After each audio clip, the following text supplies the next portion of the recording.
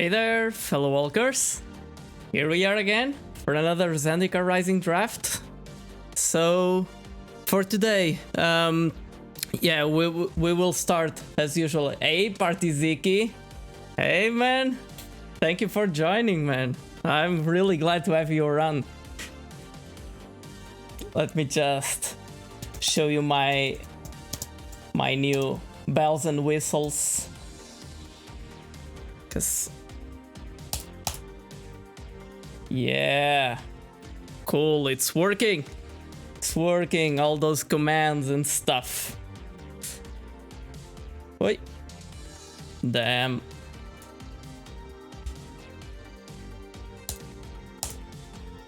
So I got like a beautiful new secondary monitor to help me during this and try a few things out and inspire me. I even set out a random quote generator to inspire whomever needs a bit of inspiration.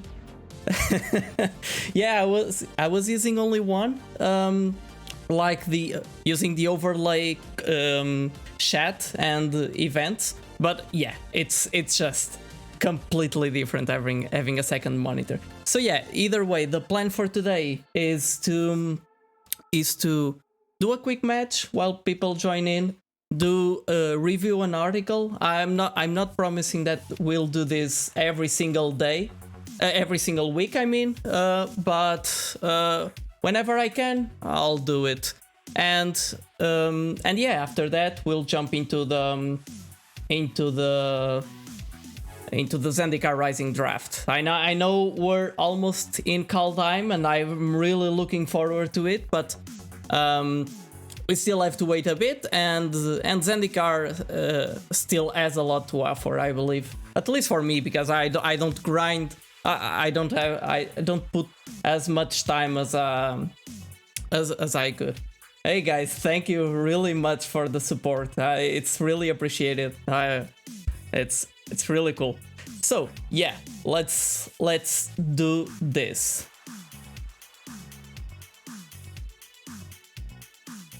By the way, Mitchworth, all these transitions are now like are using the number pad and all of that. So thank you for all those suggestions.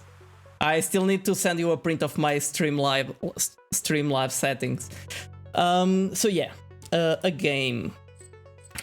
Hey Julio, thank you. I was this morning. I was going over my previous stream, like to take some highlights and all of that, and I saw that you followed me, so, and I'm not sure if I thank you, so thank you very much for following me, man. I've been really enjoying your streams lately, for sure. So for this initial game, while a few people join in, what I'll try to do is I've been playing some historic, but I really feel the need to jump to practice some. Let me just lower a bit the sound of this. So yeah, to practice a bit with this standard deck. This is basically it's net decking all the way. So this is the deck that Paulo Vitor Damo da Rosa played last championship or whatever it was called. And actually my yeah. Yeah, I've been playing a lot this kind of aggro control decks. I think they're really cool. I really like their versatility, and enables me to play to learn. Essentially, it's a very good tool for learning. I might not say it's the best thing in the world, but it's really useful for me to learn. For example, in Pioneer, I play with a Spirits deck, which is more or less on the same vibe up to a point. But yeah, I'll be playing this because next weekend I'll be participating on a Channel Fireball, so the CFB Pro Showdown or something that they have for Channel Fireball. pro subscribers, and on Sunday. But still, it's first elimination or whatever they call tournament. So I might just play one game and and that's it. Yeah. Yeah, I understand that. Yes, that definitely makes sense. And Zareth is just crazy. Again, this is just a gateway, I guess, to the deck, and then as I get some experience under my belt, I guess I'll be editing it. So let's play some. And by the way, this is the first time I'm playing the deck. Traditional, standard, ranked, exactly. That's what I want. Yep. This is the deck. Let us play.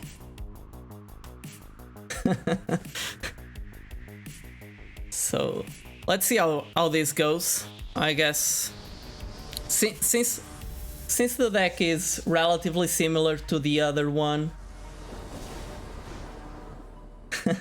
Thank you, Partiziki, for the vote of trust. I hope to be to the level of your trust, of the trust that you have in me. So yes, I want to play first with this deck. Plenty of lands, not enough early action, so I'll mulligan this. This is not great, but I guess I'll need to risk it. Yeah, I'm going first, so yeah, whatever. Let's try it. Actually, I'm not sure if it's on the article that we'll be reviewing today or in the one from past week. No, it's from oh shit, I pressed the mulligan button. Okay, it's starting well. So I'm handicapping myself on purpose. That's what I'm doing. Oh Christ. Okay, so tapped land. Sure, this is also a tapped land. Okay, of course I'll keep this. This could be great if I had some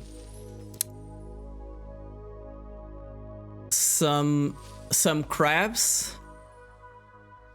I might still get a crab, but yeah. What the hell? Yeah.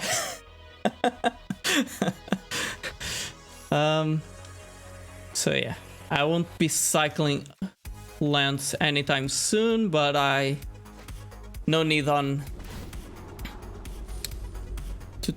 so I guess I need a few more lands. Untapped lands would be great, but for now, it's like this. Yeah, no worries. I guess something can be done.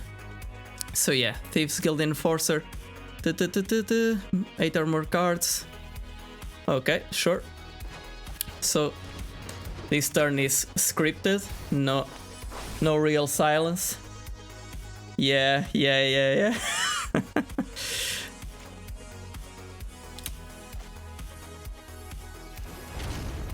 I could have held this to cycle later, maybe, and use a Fabled Passage, but I might get a crab like this one. Top decking. Cool. So yeah, this 8 or more cards, so 2 cards, Florahedron, no need on attacking. So I guess this turn we're pretty much settled. 5, it will get to 8, so I can actually attack with Thieves Guild Enforcer.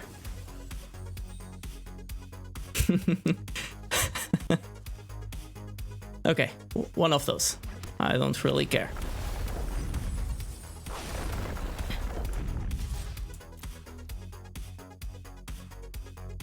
Let me just check my settings. Everything is going fine.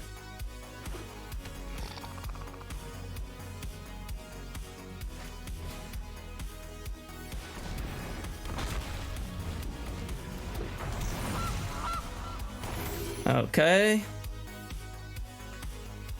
Cool. 3-2. Artifact or enchantment, not really useful. Could actually remove their food producer. So I'm not really used to play constructed, bear in mind. So I might do a few mistakes that for you they may seem obvious, but well, either way. Okay, so thinking about this, let's see if we attack, if we remove these and we offer this trade, they might take it. If they do that, then I get a flyer, which is fine. So yeah, whatever. Okay.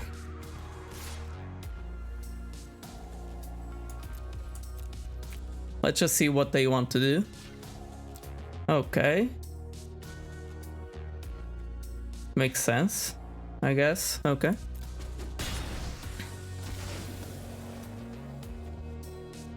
Yeah, that was probably just a chump blocker or something that for them. Since I don't have artifacts or enchantments to use. Okay. So yeah. Let's mount up an attack for next turn.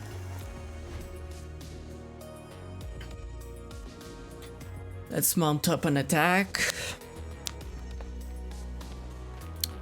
Okay, so food, and they're trying. So if I recall correctly, this can go. Okay, they are casted it. Okay, cool.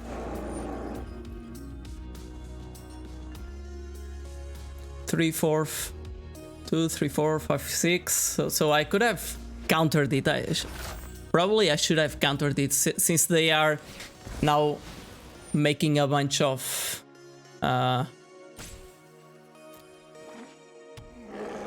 damn. Okay. Now I'm getting it. Opponent. So let's play a Soaring Thoughtif, and on their turn we can remove their creature. Okay, cool. We can leave them without both if we have an additional land, I mean. But still we can take one, for sure.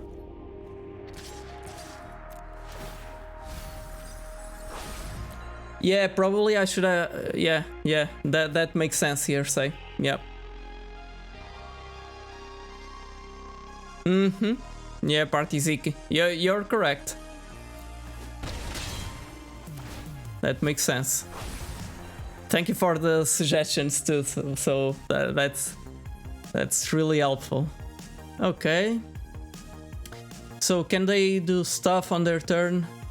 They can just like sacrifice stuff, so I can play my spells on their turn. Yeah, milling them.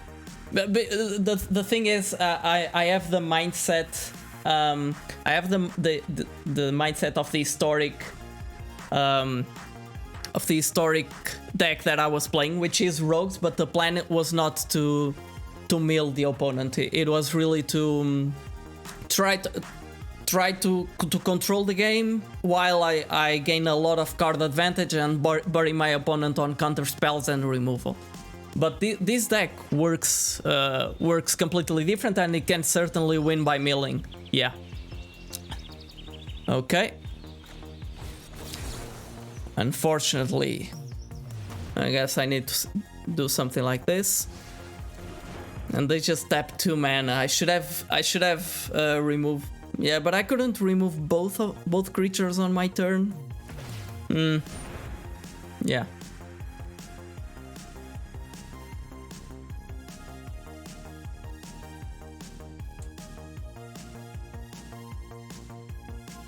Yeah. Makes sense here, say.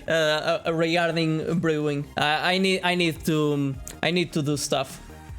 The thing is, I need to gain some practice with playing this sort of decks.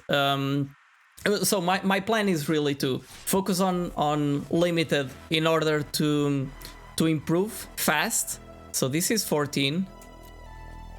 These guys have trample, so 14, 11. I'll take 14.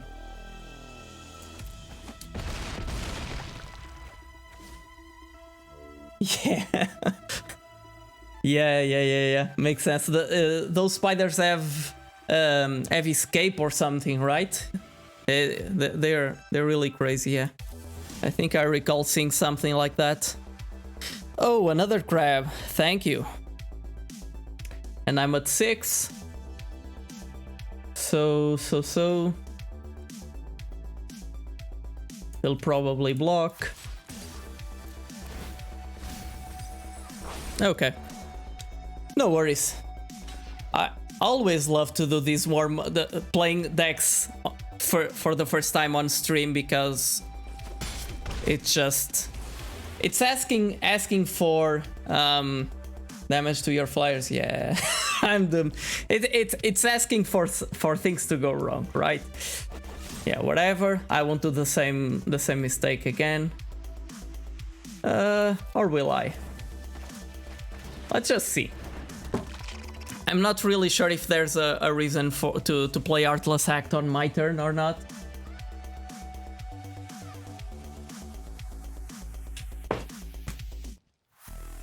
Falar mais baixo? Tá bem.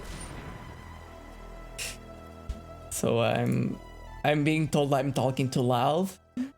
I'm my girlfriend. She can be that nice. Now I'm putting her on the spot. So yeah, this is nice, I guess. Now I'll talk. Not as loud. So you gain life. Non-token creature enters battlefield. Okay, so that's when you put a +1/+1 counter and draw a card. Yes. Sure. Get in. Yeah, stealing a feasting Troll King seems really nice indeed. Yeah, whatever, do your thing. Trail of Crumbs. Sure. Yep, we'll create a food token.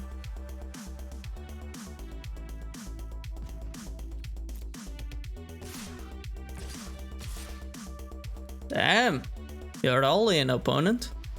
Okay, so I'll block one here, one here.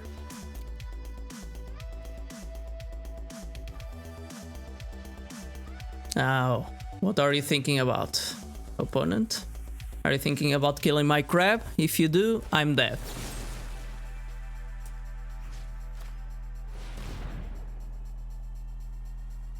Yeah, the other rogues deck plays completely different from this one.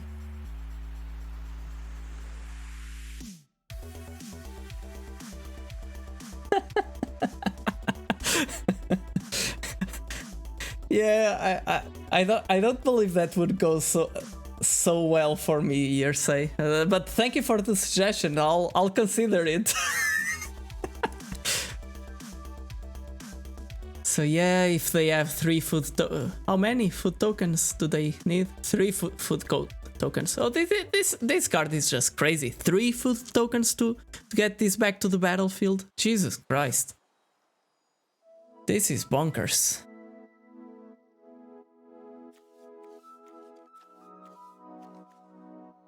Okay, I'm not the one holding the match, but they probably have something.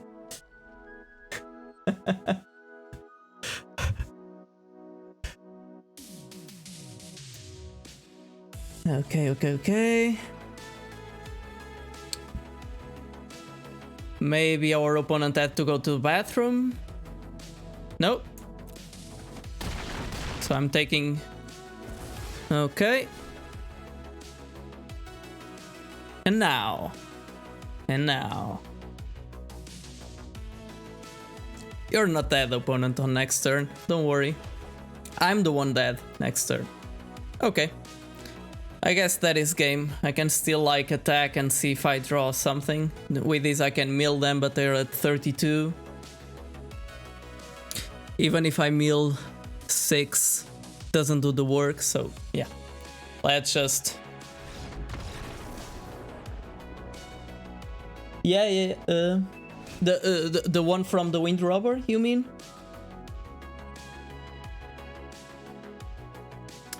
Okay, so he's bringing the spiders, but they're not under the normal casting cost for Bloodshift's Thirst. Blue spell counters. This is definitely useful, it seems. This is a recurring threat, but they don't seem to have that much interaction with my deck. Ah, yeah, okay. Yeah. Yeah, it's crazy indeed, yeah. Jesus. So I can do some stuff, but I need more early game than that, most likely. So this is a counter, but it's quite expensive. I need to do... I'm always... With this kind of aggro control strategies, I'm always inclined to have the lower curve possible. Klingon Thirst, you're advising on Thirst? Okay, makes sense. Target creature spell for sure, that's very efficient. Thieves Guild Enforcer, I could lower a bit my rogue's threats. This still mills for a bit, but I don't really want to mill them that much, right? Might I remove some crabs? I'm not really familiarized with the strategy. Yeah. Wolf Gogla, Primal Might, yeah. So I need to keep their creatures out of the battlefield. Maybe copy them. Okay. Whatever. I'll play like this.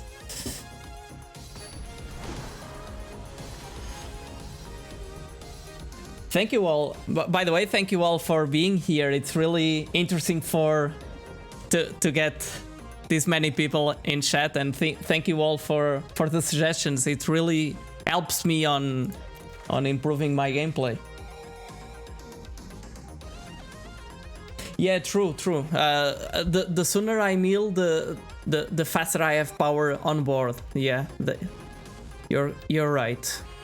Okay, off one mind, I can draw some things. I have a Thieves Guild Enforcer. Sure, I'll keep. It's not really great, but it can do some stuff. Yeah, probably I shouldn't have diluted the deck's main plan by removing a crab and stuff like that. Okay. Sure, I might still draw a crab, I guess. No, I don't want another of those.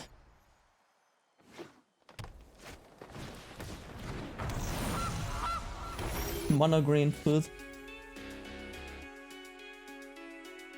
Damn, Party Zeke, that requires some skill, man. Good. Okay, they have, and I don't have an untapped spell unless I play this. Oh Jesus! Let's start spending some life.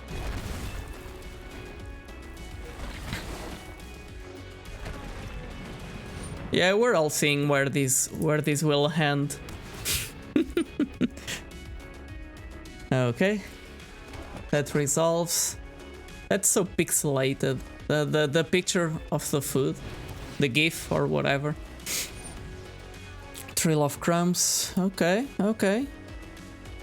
Yes, he'll put a 1/1 creature. Okay.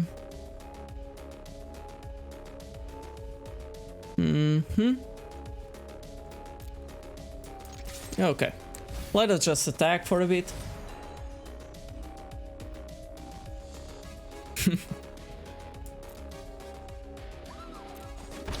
Yeah, one of the things that I need to do this week, Kogla, nice, is study the metagame like crazy and really get some reps under my belt of this deck. Otherwise, I don't want more of those.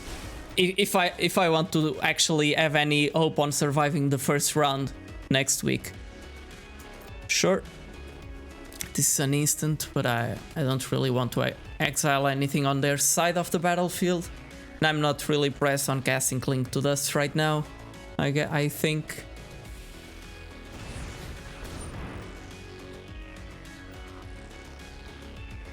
If I use MTGA, yeah, very often. Yeah, I play, but I mostly play like drafts. That's the thing. I'm focused on playing drafts, then start learning a few constructed formats and grow from there. Oh, the assistant. Yeah. I have it installed. I don't think I have it activated. I only have the untap.gg. But I do have a few things. I've been trying basically all of those. Not the game, yes, exactly. Okay. Sure, no removal, not anything. I'm still far away from having them with enough cards for me to steal their love-struck beasts. But I don't have much to do this turn. I know. Damn. Okay, if I put this, I'll need to cast essentially off one mind, see what I draw. If I get a crab, I might play it. If not, an Artless Act is also good. Unfortunately, oh damn, I played the land. I couldn't do anything. I played that land and I shouldn't. I was a bit too rushed. Okay, it's more important for me to mill than to block a one powered attack. So this is it. Yeah. But that makes sense. I looked a bit into it. I looked a bit into it, but to be honest, I didn't go that deep on either of the assistants. So right now I have like 17 lands for draft logs and all and that kind of stuff. I had the MTG assistant, the untap.gg one, and I guess that's more or less it that I have installed. Oh, and of course Cardboard Live for stream and Stream Decker. So yeah, I've been trying all of those.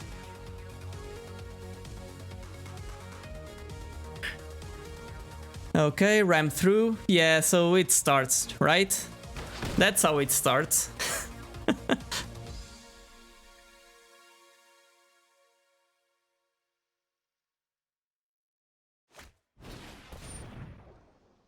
Sure. Yeah, I could just scoop right now.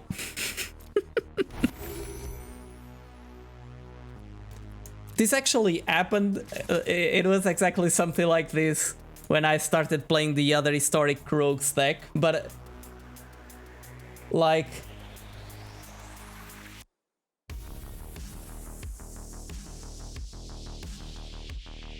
what? Oh, come on. I sorry, Yersay, you were like blocked from posting a link because of my Nightbot. I need to what? Banned? No, it was timed out, but yeah, it's just crazy. I need to fix that. I need to fix that.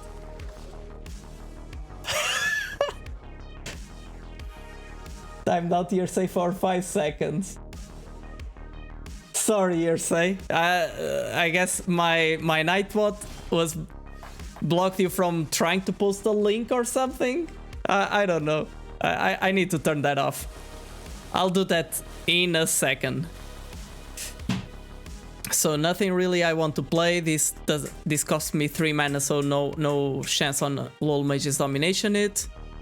I could still... Okay. Let's ship the turn and try to fix that thing. Nightbot.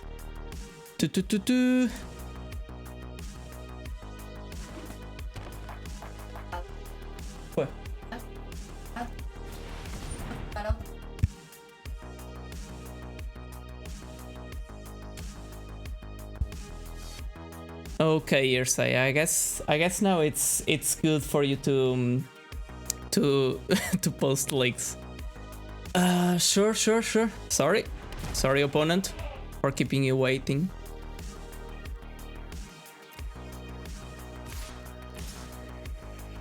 Yep, sure.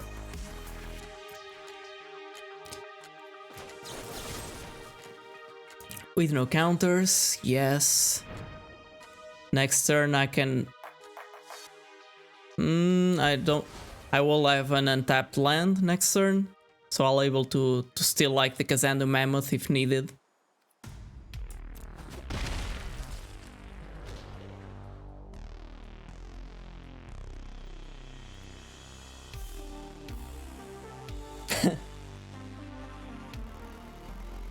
Yeah.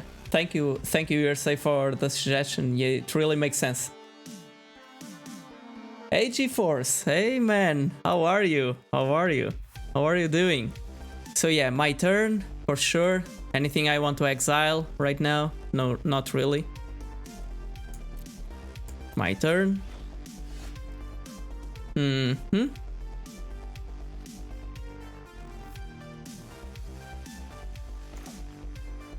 I could play like Lone Mage's Domination, their Kazandu Mammoth, but the issue is I'll need to use my Fabled Passage to do that. Unless they have 6. If I kill one of their Gilded Goose, doesn't really help. So if I do this and leave Artless Sect, that doesn't really help. Okay. So I won't attack or anything like that. And I won't take damage from that, so let's just try to steal their Kazandu Mammoth. I might have more Fabled Passages. Yeah, Yersay. Okay, so I guess it makes sense. Thank you for clarifying that. So yeah. Autopay. Okay.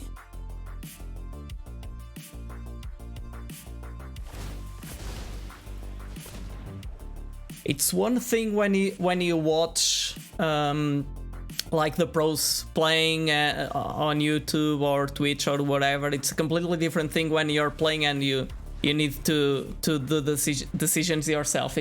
When you're watching it kind of grave 6 cards still, unfortunately. So Zagoth Triumph, I could cast it.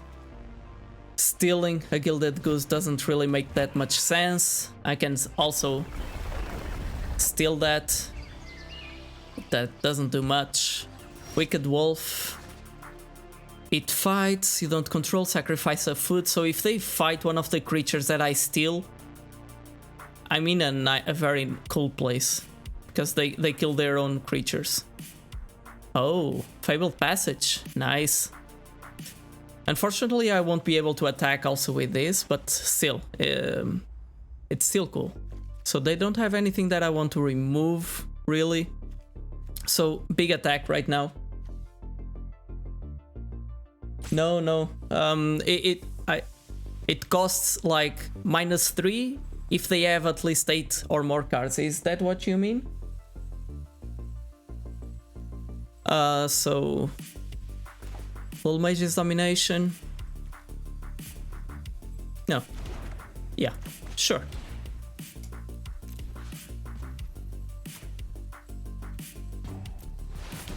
I still have 6. Oh, okay. But yeah, while they're at 6, I cannot really do much, unfortunately. Unfortunately, this guy doesn't have trample, which is a shame. It is a shame. So I guess I'll attack like this. If they decide not to block, I'll crack the Fabled Passage for additional 2 points of damage, but of course they won't. Now their Wicked Wolf will kill one of my creatures, I guess.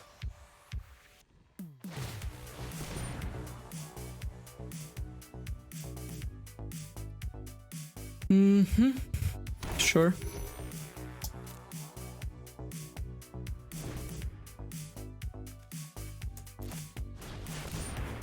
Oh, where are my counters? Where are my counters? Create 3 food tokens, so it's auto-recurring. It creates all the food tokens he may ever need. Damn. Okay. Let's move on.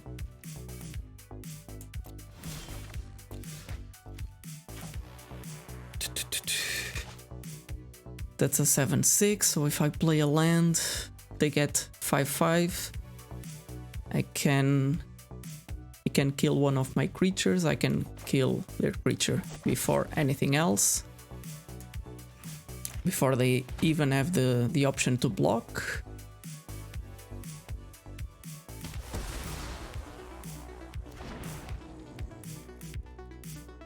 Okay.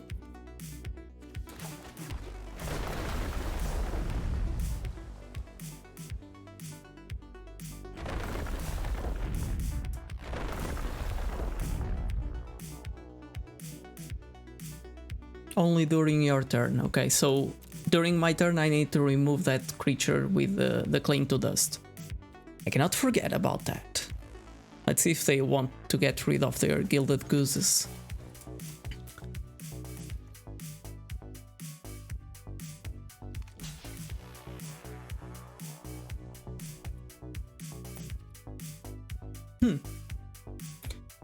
I'll just add 2 points of damage, so...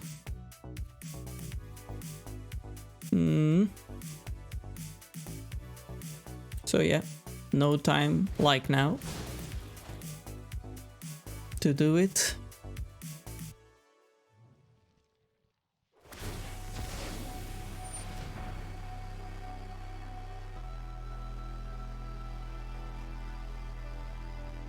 Yeah. I need to be careful about that.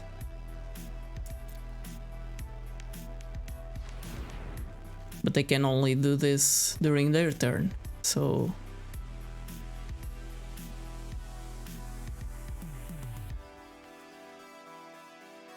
Sure, an island is good enough. Yep. Damage.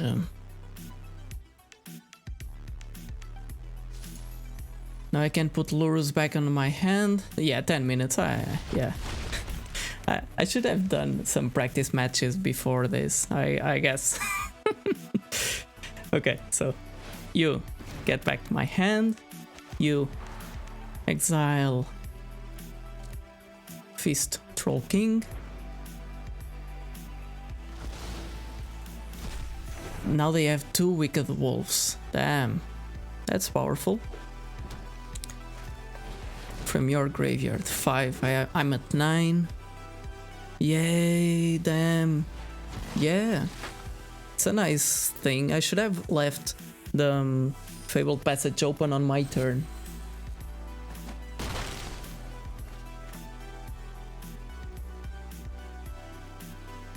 What did I do? Wait until they sack the food to cling?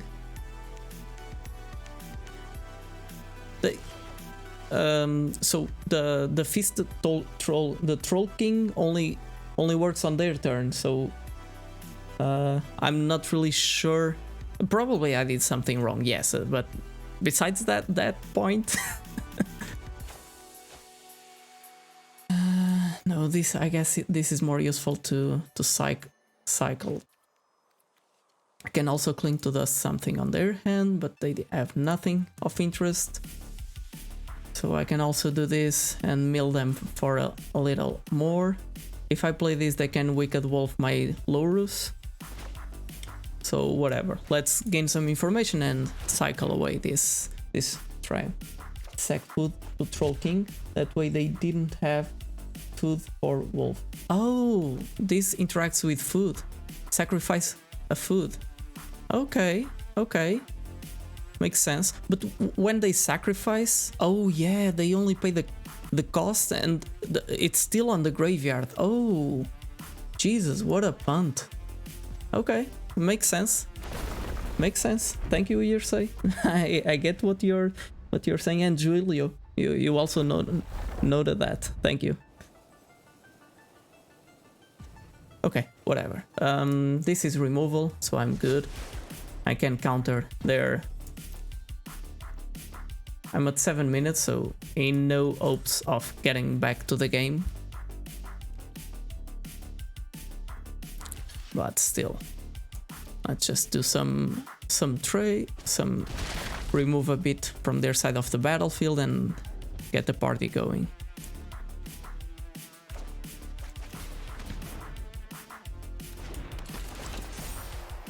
I have a few things that I want to get back to my hand.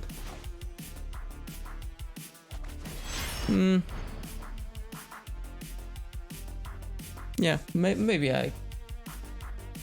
Yeah, that makes sense. Okay, Soaring Thought Thief. But now I don't have mana because I shouldn't have played Thieves Guild Enforcer. Okay, great, you're nailing it. You're nailing it. No, I really need to put some reps with this deck later. Either way, I'm really looking forward to the draft. That's the truth.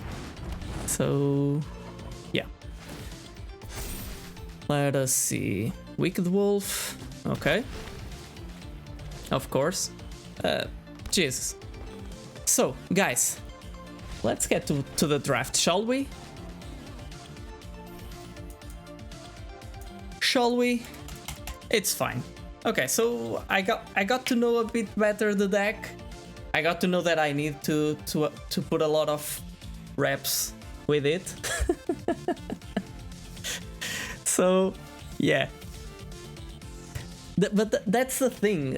In draft, I feel like I'm doing stuff. I'm doing stuff while I'm drafting. But people, and I see a lot of drafters undervaluing constructed. But I see a lot of value on playing constructed, and it's like your skills. Some of the skills translate to constructed, but not all. Not all. That's for sure. So. Once again, here say sorry for the soft ban or the timeout that you had. It wasn't really my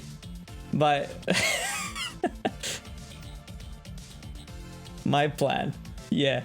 So yeah, regarding before the draft land, let's just review this pearl of an article. It's really good. I really enjoyed reading it. I actually got to know it from a different article from LSV that I read this morning. But it was on CFB Pro, so I won't ever be reviewing that kind of paid content in this chat, at least until Channel Fireball permits. But yeah, so the title of this article is Rule of Law: Be Emotional, Be Results Oriented. By Matt Sperling, and as you see, this article is quite older than the ones that we've been looking at previously. So this article is really about it really nails to the point that Magic is a complex game. Yes, you should be analytical, but you should also trust your gut. If you don't use your instincts, and if you don't work them, if you don't hone your instincts, it will be really hard for you to grow as a player. Okay? So he essentially the author divides this into two sections. So first he focuses on being emotional and being and employing intuitive reasoning into the decisions. And he actually starts by something that is quite funny, and probably you see these kind of things happening elsewhere in your life. Like let's imagine you draw your hand and to start a game of Magic, and you feel like it's a decent hand, right? But you feel it, right? Okay, cool, and then you start reasoning, start rationalizing over what it is. So you might end up thinking, oh, why the hell am I actually thinking about keeping this, and it might not make any sense. Something that you will see touched on later is really, maybe you should, your rational brain, if you feel something like that, your rational brain should not question it and say that, okay, that doesn't make sense, that was just a first impression, that doesn't make sense. You should likely try to question, okay, why did my intuition say this end is good, while my reasoning, and by reasoning from first principles, it doesn't really look like it. Most likely than not, it's your experience, your accumulated experience surfacing, right? And it's really interesting that even LSV was presenting an example in the other article. It was like, I was in a game that I got from out of the blue, I got the feeling that my opponent was preparing a board wipe, and it was like, whoa, why? The opponent is committing creatures to the board, is not doing anything, but it's like the accumulation of experience. It enables you it owns your intuition to a point that you can really start trusting it, and yeah, use it as a tool, not against you. So yeah, this article, what we're talking about here, what you're talking about here in terms of emotional, intuitive, reasoning, and so on, it's also known as logic versus emotion, conscious versus subconscious, reasoning versus intuition. So all of these things, if you know the book, because it's so widely known, the book Thinking Fast and Slow, by I forgot the name of the authors, but Amos Tversky, in collaboration with someone else. So either way, that book is awesome, by the way. If you haven't read it, it's so good, because one, it gives you an intuitive sense on how this works, and how can you... Daniel Kahneman, thank you, GeForce, exactly. Daniel Kahneman, who is the author who actually worked a lot of time with Amos Tversky, and Amos died shortly before the book was published, and they won the Nobel Prize for Economics. Still, why did they won the Nobel Prize for Economics? Because they revolutionized the way economics are done, essentially. The previous to that, the economics was centered around the idea of the perfect rational human, who does everything, who is not risk averse, who weights every single option, even if there are 10,000 options. The rational human evaluates all of them and takes the best option. And they simply say, okay, it doesn't work like that, guys. Economics are the world economy is driven by completely different stuff. And they present a series of not only heuristics, but also bias that humans have. And one of the most important things to improve in whatever is recognize where you're lacking. About economics, no, I studied actually software engineering, but I always loved like economics because of complex systems and all of that. I find it really interesting, and it's like studying psychology, applied psychology in a way, at least according to the view of Daniel Kahneman, for example. But yeah, still they revolutionized the whole view, and it's really useful because it touch bases on this. You have the brain that thinks fast and the brain that thinks slow. And if you know when to use the brain that thinks fast and vice versa for the brain that thinks that is. And his name is John C.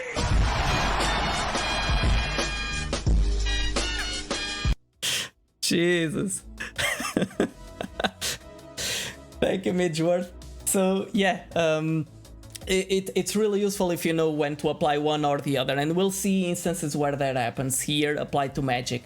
GeForce, answering your question, yeah, I studied on Faculty of Engineering of Porto University, and yeah, actually, you probably know the course, but it's really interesting because it's quite diverse. Even though we actually interrupt spell ever, yeah, for sure.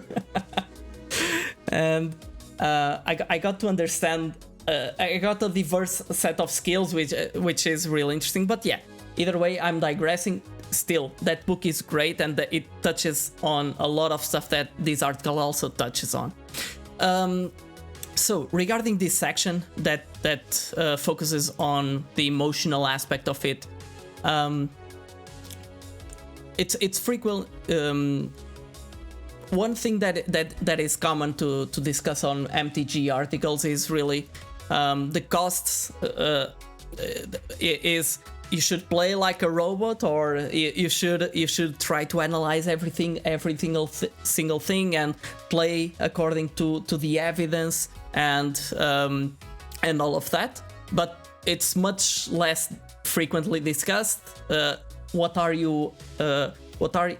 the costs of playing like that? What are the costs of not trusting your gut? And several people talk about this. Ben Stark, for example, in his stream, he mentions a lot this thing about not employing effort.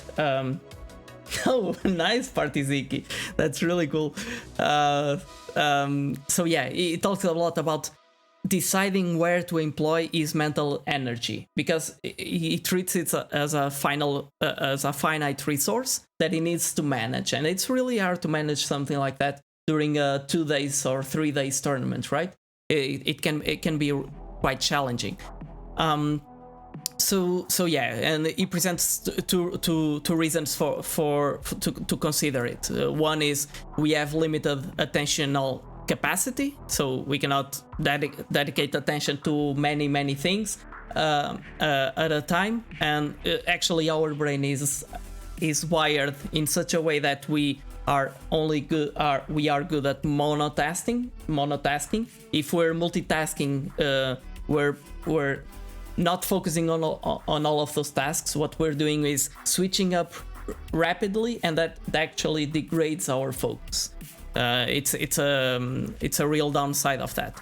So yeah, we cannot think logical about everything that's going on in a complex game like Magic.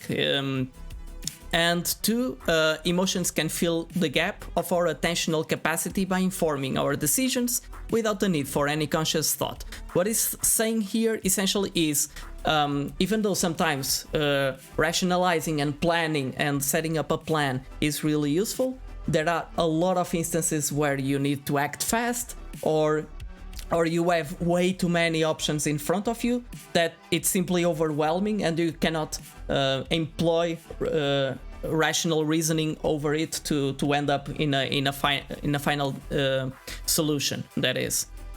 So yeah, a good player is someone who plays enough that will likely either feel confident or anxious towards trading a 3 damage to the opponent, depending on the situation. So this was a specific example that he was highlighting, and it's like a good player develops this emotional response. And why do we develop this emotional response? Because if we care about winning in Magic, it's like our brain in weird and contrived ways tries to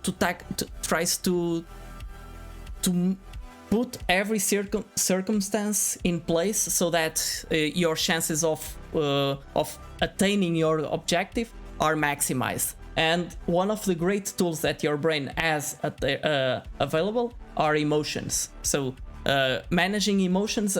So emotions actually can gear you towards positive things and gear you away of negative things. That's a real useful thing that emotions do for us, right? We take our hand out of a hot plate, or if we see sugar, generally speaking, we run towards it, right?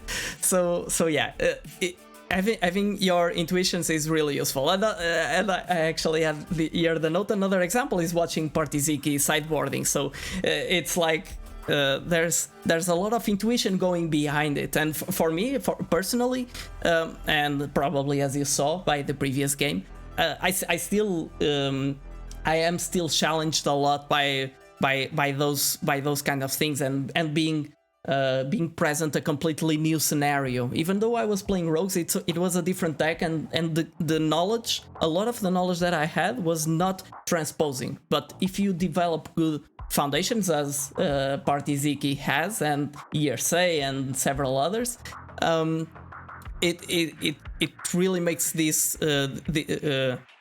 you start having this emotional response against several different situations that you might face. Another thing that we were just previously discussing is that logic may not help you either if you have encountered the similar situations enough times, or even to consider all the potential relevant cards. Again, if you're trying to plan something that you for in a situation that you are completely unfamiliarized, it's like crazy, right? What are you using to plan in that scenario, right? It's you don't have enough data, enough intuition built in, or enough a sample size big enough to take a strong decision in that scenario. Strong emotion preventing other emotions, from rational thinking. It's still useful it's very important to consider and to pay close attention to your emotions. Even though we're saying, okay, emotions can be useful, they can also do a lot of harm. For example, a lot of people get frustrated with runs, bad luck runs, right? Like I lost 5 games in a row. That can get me down, right? But understanding your emotions and actually using your rational brain on top of your fast thinking brain can be huge. And as we discussed previously, ways of developing your fast brain is like practice something every single day, at least for a bit, so that you sleep over it and it's committed to your intuition center. Let's call it like that. So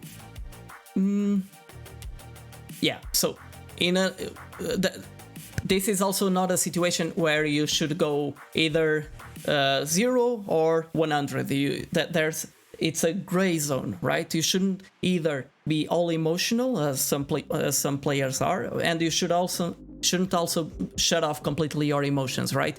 Because then you're giving up on a lot, and you might end up tempted on not becoming emotionally invested in the game.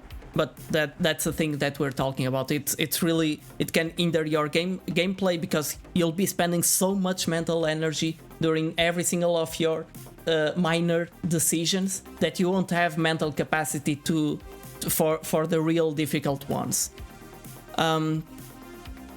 Most of us have enough time.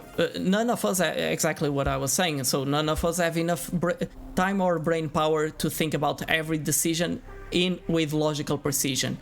For example, and I use here this example since I work a bit with machine learning. Magic is still out of bounds of machine learning as of now. The thing about games like chess is that you can, in principle, branch out all the decision tree to a point that you can predict. Okay, so the the correct play 99% of the 95% of the times or whatever is this play. So you, and how this works, there's a simple algorithm in which you try like, okay, I have 10 decisions in front of me, and out of these 10 decisions, what can your opponent do? Okay, he can do like 5 different things on each of them, and then and so on and so on. Yeah. That is true.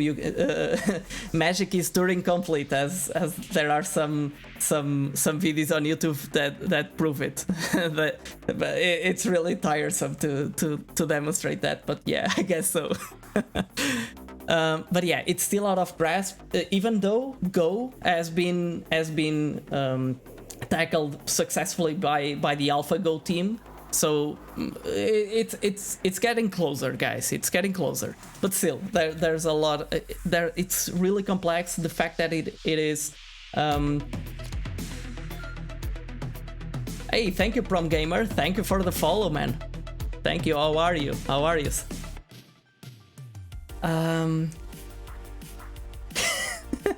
Yeah, I guess so. I guess so.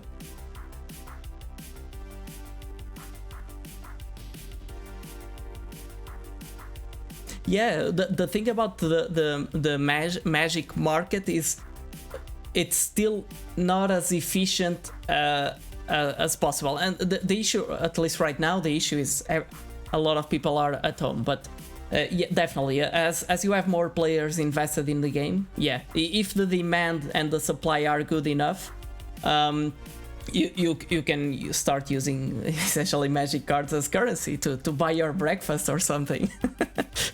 Just like Bitcoin, in some ways it is. The only issue right in this aspect is that we have an unregulated company driving the supply and in ways the demand of the currency. So it's really tricky. If sometimes we might not trust banks with our money, trusting an unregulated company with it's even harder to rationalize on. So yeah, back to the article, I guess. Complexity. Yeah, the complexity of magic, as we were saying about all of these things, it eliminates the logic of I'll play this whole game rationally and logically, planning every single move that I do and all of that. It's so hard.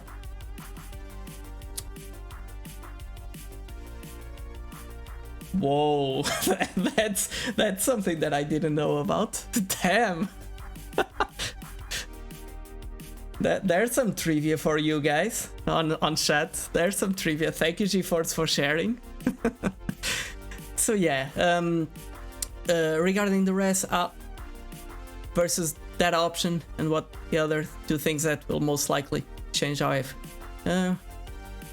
Yeah, and finally, it's one of the important things is to rationalize. I say this multiple times, but. It's rationalize over what you feel, and practice recognizing the exceptions to the paths that you felt were correct. Right? You should always pay close attention to where your intuition fails you. Okay. For example, and I sent a tweet earlier today regarding this.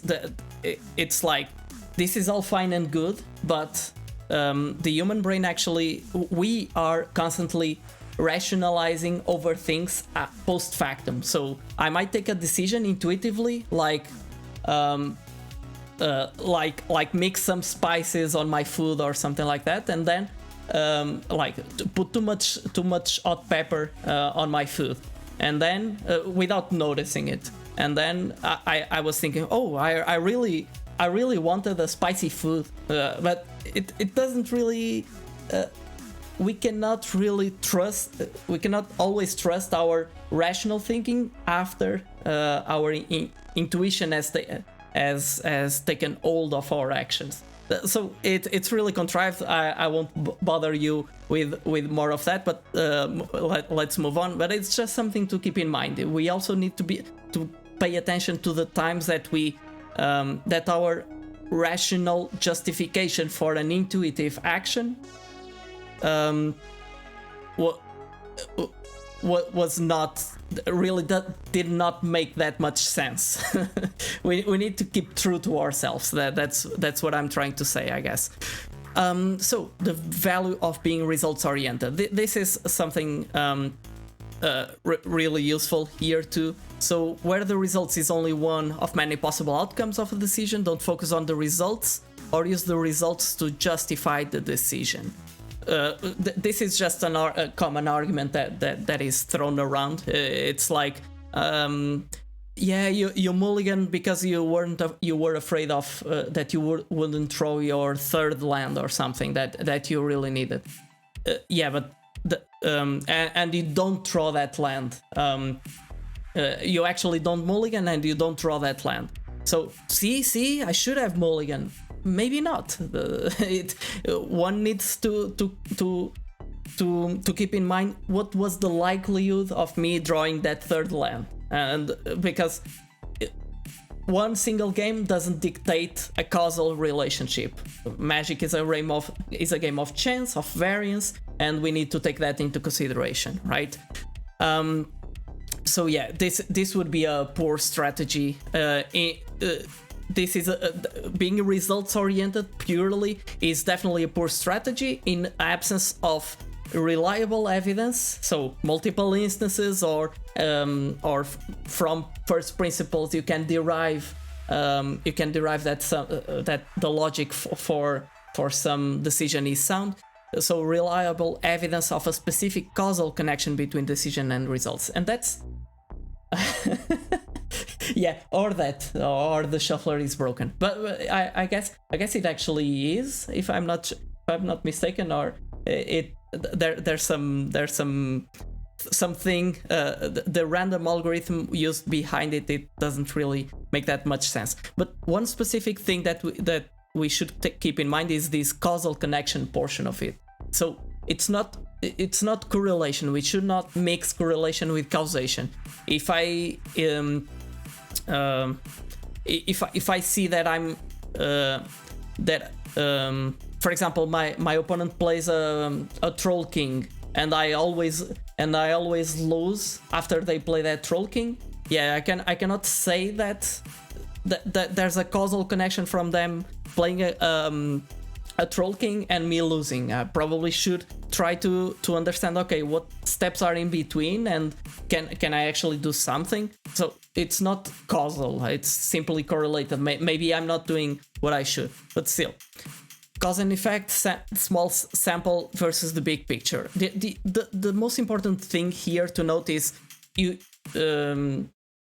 sometimes it might feel overwhelming to know if a decision is correct or not, just because, oh, I would need to play so many games, so many games and get into this specific situation or close to it to know if this play is correct or wrong. Yeah, but you can get halfway by rationalizing over what the magic mechanics. So, for example, if a mechanic from a given set incentivizes you to attack, maybe you should. For example, if a set is full of combat tricks in the form of pump spells, yeah, probably that set is a more aggro inclined set. So you should keep those things in mind.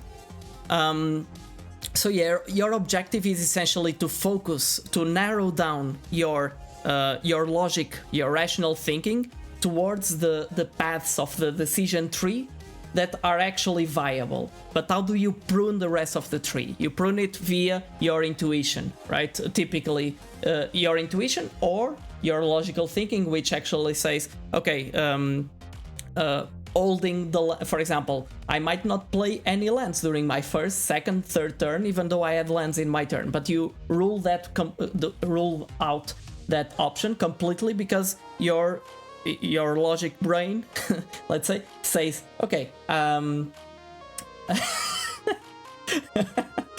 Yeah, they're hypnotizing, right? You're saying that was my whole plan. Hypnotize my viewership so they stick around. That was my plan in Twitch. Damn you. You found it. So yeah, I was saying, yeah, so rule out parts of the tree. For example, not playing your lands while you have lands on your hand. That doesn't make sense, right? You should start building your board, having more. Yeah, they're not in sync on purpose. If you notice, some of them are going to the center and the others are typically going out or something. But yeah, probably I should fix that.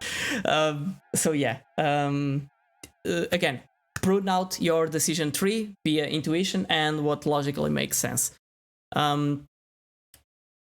Okay. Yes, representativeness of the sample is what is important. That again, this goes towards saying that you shouldn't actually just focus on getting a large sample size and only be able to take a decision after you get that large sample size, but actually think how representative that small sample size is. That is, if that situation doesn't involve a lot of variance, if there's not a lot that could be done to add variance to that situation, it's probably representative, and you can use the outcome of that situation for future decision making. And finally, the main thing that the author suggests, it's really to practice, but not practice for the sake of practicing, just like in autopilot mode while watching a show on Netflix. It's really about having this goal in mind and extracting this knowledge out of the game as you play, right? And that's actually the whole purpose of deliberate practice. That's actually the whole purpose of me for me to be streaming and to be sharing my content with you guys.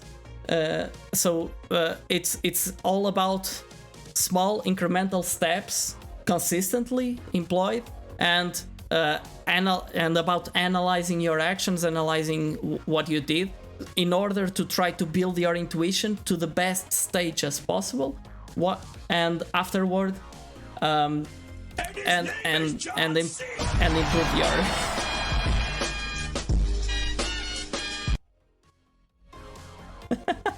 Thank you, Mitch. And improve your and own your logic to be used on top of that.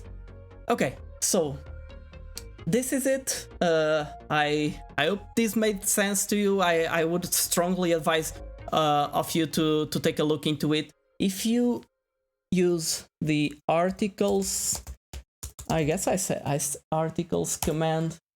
Let me check. Okay, this is working. So if you press that link, I'll try it now. At least at night, what didn't block me? Because I'm the owner of the stream, but whatever. So you have here the list again of articles, the ones that were reviewed, the ones that will be reviewed, and there's a lot of them. There's also a few of those that are available under paid behind paywalls, but I find them as useful. So yeah, that was the article for today. I hope you enjoyed it. Feel free to take a look. You're definitely not a bad Magic player. Jesus, if there's anyone here who's a bad Magic player by most standards, it's me. I'm trying to learn, and I'm trying to improve as much as possible, and sharing with anyone interested my journey on that. But come on, guys, you know so much more than I do. It's crazy. I just like to bring multiple pieces into the same building block and bring many stuff to the world of Magic that might not get discussed as often. No, GeForce. There's many people in this chat that are they're from around the world, and it was actually fun because a few streams back, Midgeworth me via chat, like in a situation like this, and I joined this awesome Discord community. So again, thank you, Midgeworth. You really improved the way I experience Twitch, streaming, gaming, and even Magic. So that's really valuable. And thanks everyone. It's really great to be part of this community. I hope to give much more than I get in the future. So yeah, let's get to the draft finally. You probably are tired of hearing me speaking, so I won't speak for the rest of the stream. Just kidding. You'll need to hear me out a lot more. So yeah.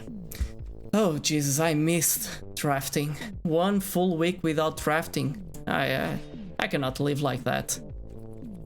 Premier draft.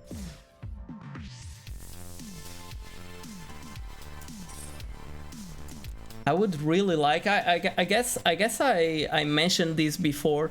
I really would like that playing best of 3 drafts would count more towards the ranking. Just because from watching other streamers and content creators playing best of 3 drafts, the skill level variance is so high. It's crazy. So I'm not really pushed towards playing that because it's unranked. You end up paired with people from all kinds of experience levels. On the other hand, the thing that most differentiates between best of 1 and best of 3 in drafts is really the end smoother. It ensures a proper or it improves the probability of getting a smooth curve, and the issue is you get to play less controlled kind of decks that might not curve out as perfectly because your opponent doesn't fall as often. So let me just move this to small window so you can see everything. So we have here a few options. Let me try to get into the drafting mindset right now, right? Relic Robber can be cool if I have ways of pushing it through, but by itself it doesn't do much. It's an over expensive 2/2. In a way, I know it has haste. It can do some stuff if you build your deck around it. But altogether is not that great. But other than that, there's this wizard-specific card. There's a Skyclave Carry. Ymir Captain can do some work on a party deck like blue-white, for example. It can also do work on clerics, for example, because it will always get at least 2 +1/+1 counters on it. I picked the Relic Robber just because ultimately, it's the card with higher potential, but the floor is really low, I believe. Pair Tactician. Oh yeah, right, Mitchworth. That I didn't notice that. Thank you for noticing it. That really makes sense. So one thing that typically pairs well with this kind of cards, since it's more of an aggro strategy, is either white as warriors or black as party. In this, from all of these cards, so Nayri's Binding is actually a bit expensive. It's not that great of removal. If I'm doing aggro, I might actually prioritize more highly like combat tricks and so on. But so let's see. I don't want to play warriors again, but if that's what I'm past, this is still pick 2, so no signals up to now, right? This is just the previous player took the rare out of that pack, but we're trying to understand what is actually open. So out of this pack, a rare and an uncommon are missing. Umara Mystic can do some work in Wizards. Wizards can also be a relatively aggro deck. So Umara Mystic can do some work. I'm not really prone to pick these gold cards this early. But I'm willing to give it a shot on not playing again warriors. But yeah, focusing on what really matters out of here, we have a ton of rogues. So this is pack 3. we might wheel some of them. And I know I haven't picked any up to now, so but rogues it can be interesting. So let's see if on pick 11 we see any rogues. Oh damn, a lot of blue, a lot of black, so I guess I'm being nudged on this direction. So field research can really do some work still.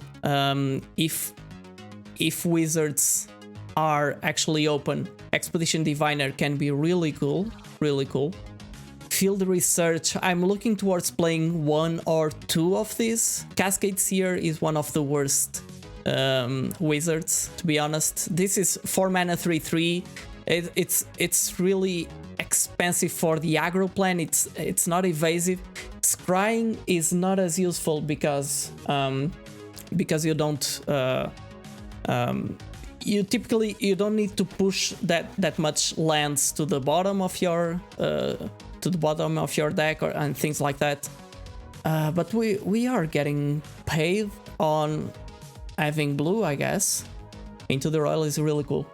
Yeah, Sneaking Guide can be really explosive if you have support for it. Damn, if you get like 3 of those artifacts under your opponent belt, it's crazy. Oh, by the way, Midgeworth, thank you for bringing me. Did you raid me? I believe that has hosted you with ex viewers. So I guess that's what it means, right? So yeah, Into the Royal, Shell Shield, Synchronized Spellcraft. So yeah, Into the Royal is simply a very good tempo card to pick. This is a late Rabbit Bite since it's probably one of the best. It's one of the best green commons. Shell Shield is useful if I'm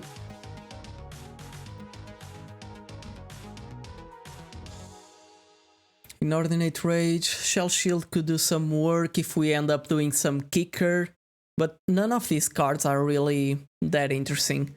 I think an Inordinate Rage might be played.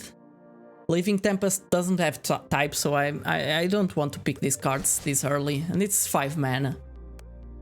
Okay. Titterpeak Ambusher can actually do some work. Sorry, on a wizard's deck, because it's good at clogging the ground.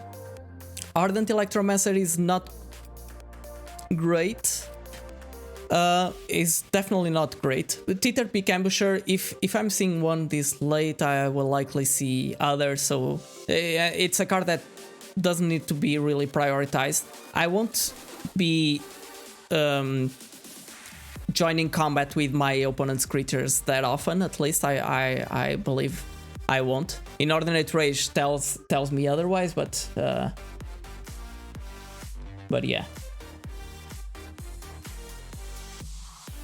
Oh.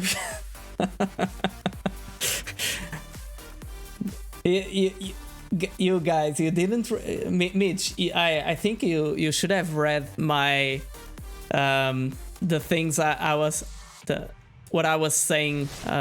Oh Jesus, I picked an anti-cognition. Come on. So it's still possible, as Mitch said. Sneaking Guide wield. It's still possible that I fall into one of these plans, and some rogues don't do much harm. So yeah, as I was saying, Midgeworth, you have there are some chat rules. No, I'm just kidding. It's all fine and good if everyone is having a good time. Pyroclastic Alien, Scavenged Blade. So this is... I don't want to play any of these cards. I guess Pyroclastic Alien might do some work if I end up having any good MDFC. I know I haven't picked that many up to now because I'm trying to to first carve a lane, or at least find my place, and then get paid off by picking the MDFCs later. And if I have 3 of them, it's already pretty good. So no need on doing that much. So these cards are not really mattering that much. This is kind of a late Tazim Raptor, but I'm not seeing that much white.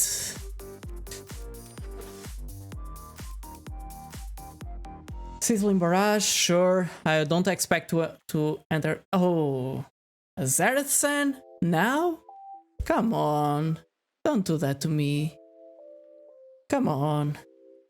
I'm in no way or shape to play that card, unfortunately. It's a gold card out of my colors, or at least, yes, out of my colors. The black. I could prioritize rogues, but I'm not sure if the payoff is good enough. I prefer to have a more cohesive deck, I guess. So Thundering Spark Mage is definitely useful, and again, as I typically say, these kind of tribal decks are they end up falling into a party sub-theme more often than not, because you always pick a few payoffs. These are Ardent Electromancer, so I'm happy on having these 2 rogues, for example. I might be, it depends on how the rest of the draft flows. Now a Shadow Stinger, but that ship has sailed. Another Nayri's Binding. Let's just close this up. Nayri's Binding, Skyclave Squid, Ghastly. This is really not that good. Okay, so in terms of cards for our deck, this is really not looking that great. Skyclave Squid can actually help us on stabilizing the ground. The Kite Sail maybe. The Cliffhaven Kite Sail, you mean? Yeah.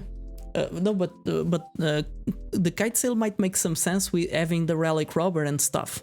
So let us actually pick it.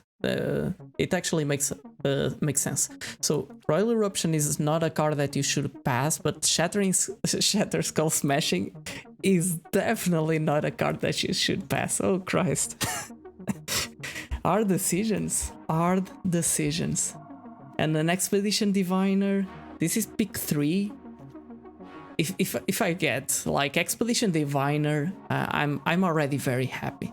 Even Zulaport Duelist can do some work in this kind of decks, but it's not great. But Shatter Skull Smashing, it needs to be picked. Christ. Yeah.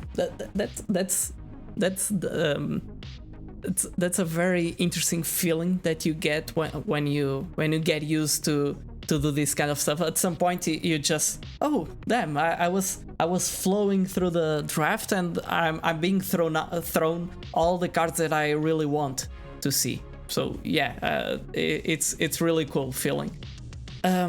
Synchronized Spellcraft is really expensive. I might play a 1 bubble snare in this kind of deck. Merfolk Windrobber won't do that much for our deck. We already have a few cards. So in terms of wizards, we're at 4. But the thing about the wizards, I could push forward on the Sneaking Guide plan definitely, but I'm not sure. I already have 2 ways of pushing damage with it. Via the Kite Sail and the other Sneaking Guide. So, and I might still pick those cards later, but it definitely makes sense. So Spikefield Hazard is a very nice MDFC. Fisher Wizard, again, but for the same reason that with MDFCs and all of that, you typically are not as interested in scrying effects, in looting effects. And the issue with Fisher Wizard is also that you need to discard before you draw. So it's not as good as... and its body, it's really meaningless, to be honest. But we got paid off. Lol Mage's Domination, even without the opponent having even if the opponent doesn't have the 8 cards on the graveyard, this card can do a lot really. The only issue that I'm seeing is that I don't have that much blue, and this card typically wants me to be mostly blue, splashing other color, and not the other way around. Oh, a Rock Slide Sorcerer.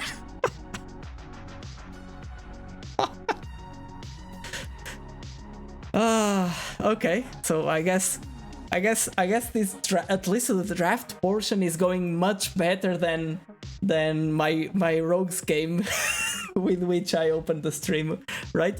So this card, I discussed this card in my previous stream. This is like a machine gun, and this pack, I would take the old pack and close my draft most likely because it had the whatever clink or shilling trap or whatever. I would also be really happy on playing one of those. Out of this pack, none of them are really that interesting. Shatterskull Minotaur could make our deck, but Zulaport Duelist, I guess it's much more interesting for us. So we have a Deliberate or a Silum Division. Silum Division is, I believe, more powerful than Deliberate. It takes the place of a land, and I start having a few MDFCs right now.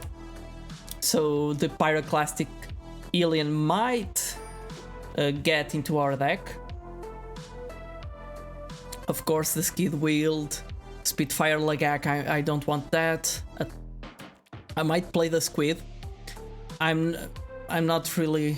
I'm not playing best of 3, so yeah, best of 3, so no sideboard. So the negate is more useful when we know we can counter expensive stuff from our opponent. If they're playing other stuff. Yeah, Partizik, I'm not really sure. So there's our second sneaking guide.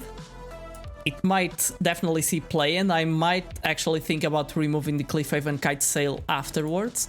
The only issue that I have right now is I need more wizards. So Fisher Wizard might actually get into the deck. But I don't know, probably you don't, you should remember. Oh, jeez. Ashaya? Really? Come on, you're... this is not really splashable, right? No, it is not. It will do more harm than good to our deck, unfortunately. But Ashaya is like a bomb. I played a stream with it. I could only laugh at our opponent's bad luck that day. Windrider, Wizard, yeah. So either that, but this is nice because it's looting, but its body, it's already a 2/2 for 3 mana. It's already good. It's not great, but it's good. Oh yeah, and a Roost of Drakes.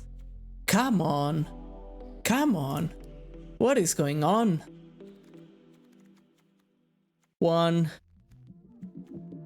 This, I was thinking about Roost of Drakes when I picked Bubble Snare. Like, okay, if I manage to get a Roost of Drakes, the Bubble Snare could do some work. I guess I still need a bit more. Now I have an issue right now, which is I need to prioritize both Kicker and Wizards. Wizards not that much because Kicker, it will typically be... Hey, Master B83er. Thank you for the follow, man. Thank you. How are you? And Paulo B. Marcus, thank you for the follow, man. Hi there. Oh.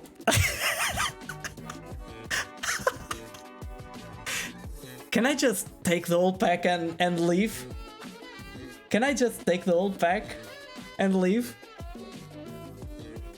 This was not on purpose, guys. This was not on purpose, but I probably, yeah, Next time I shouldn't hack the random number generator on Wizard servers, I guess. Christ, this is going bonkers. So I have plenty of, or at least some early action, not that much.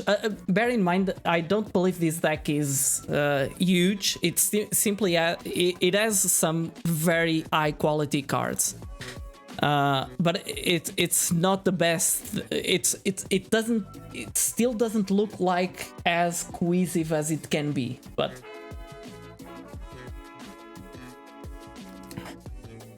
But still, Thundering Spark Mage can do some work. Skyclave Sentinel, you man, yeah, it could definitely be an option. Yes, that makes sense. So it would be either an Into the Royal or Merfolk Falconeer, but with two roosts. There's no, it's not even an option to consider other cards. Shilling Trap would also be cool. But yeah, Merfolk Falconeer would be cool. Jesus, this draft is going bonkers. We managed to find our place quite well indeed. And this is the kind of things that can happen when the Stonework Pack piece can work with a lot of stuff that we have. And since no other kicker cards are present, I guess there's no real option here. Oh, SRPT, thank you, man. Thank you. One of my favorite Portuguese streamers just raid me. I'm really pleased. Thank you. So between these two, Akum Warrior can be interesting. It can be interesting. But Cascade Seer, I need a few wizards. Probably I should have picked the other card. Reason Riptide doesn't need to be prioritized. We're doing wizard slash kicker slash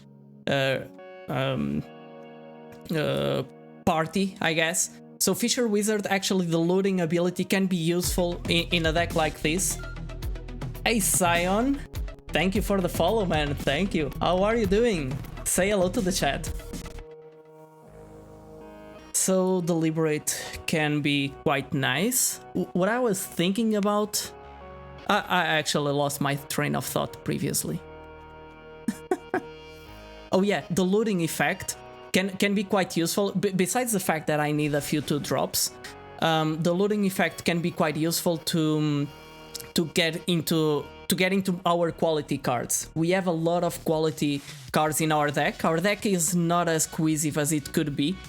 So I will prioritize 2-drops by this point, like narrowly, because again, this is best of one. I cannot fall behind.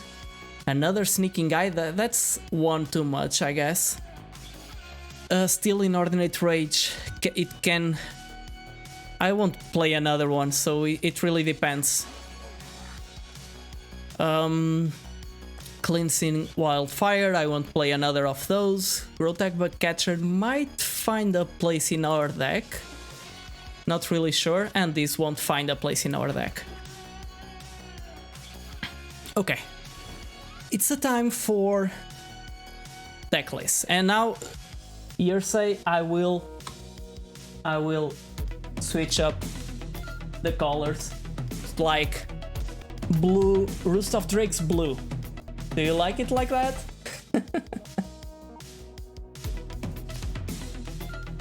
Hey, thank you for the follow, all of you. So, Jonin and Monica Guzik. Damn, I cannot blame you because my name is also very hard to pronounce. But that's part of the fun. I find it really funny when people try to pronounce it. It's just funny, the situation, because it's like when Ben Stark on his stream is trying to pronounce the new card of the set. Like it's so fun. But yeah. So mispronouncing stuff is part of the Magic experience. That's what I wanted to have. So we're at 51 cards in our deck. Pyroclastic Killian doesn't do that much. Let's first, given the presence of MDFCs and all of that, let's focus a bit on our MDFCs. So we have 3 of them, which is a nice count. And with a deck like this, topping at 4 mana spells, and I will likely remove some of them, maybe even the Cascade Seer, depending on our count. I think I can play like 18 lands for starters. I might play 19, but 18 land looks good. The issue is Roost of Drakes is actually a 4 mana spell, so 19 lands might be viable with this count. So if I remove, I will likely play Diogo. Exactly. Diogo Pinto. There's a lot of people calling me Diego because it's closer, like the Spanish version of my name is closer to it. So I'll lower one of my mountains. This will give me 9 sources of blue, 10 sources of red. Actually, I believe I need more sources of blue than I need of red. So let me already correct that.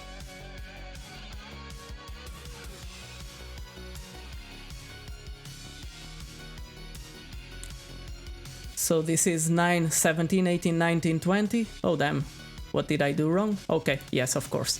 I need to lower this a bit. Okay, so we're at 49, let's start cutting stuff. Bubble Snare is doing some work in our deck. Chilling Trap might be cut. Zulaport Duelist is most likely to be cut. Sneaking Guide and Cliffhaven Kite Sail. I'll see what I'll do with you guys. Deliberate is not very strong. So I want to have the strongest cards in the main deck and then start filtering out a few of those. So I might actually lower one Fisher Wizard depending on what we end up with. Growtech Bugcatcher, it can do more work if we play something like the Sneaking Guide or even the Cliffhaven Kite Sail. Other than that, hey man, are you Ordos? Hey Sigma Draconis, right? Welcome, man. I'm glad to see you around here. So Cascade Seer, Expedition Diviner. So yeah, I was talking about what to keep, what to drop. Sizzling Barrage, I'll already remove them. Teeter Peak Ambusher, it might be played, it might not, it all depends. Inordinate Rage is one of our weakest spells. Windrider Wizard can do some work. Ardent Electromancer is not one of our best wizards. Depending on how we end up with our party count, it can be played or not. These cards I certainly want to play. Thundering Spark Mage, I might lower one of them. Yeah, probably I should keep some party synergies going. In the end, Expedition Diviner can provide us some value. Cascade Seer can be cool, scrying a bit, but it's only scrying. It doesn't even draw us a card. So let's remove our weakest creatures and start thinking from there. So yeah, Sneaking Guide.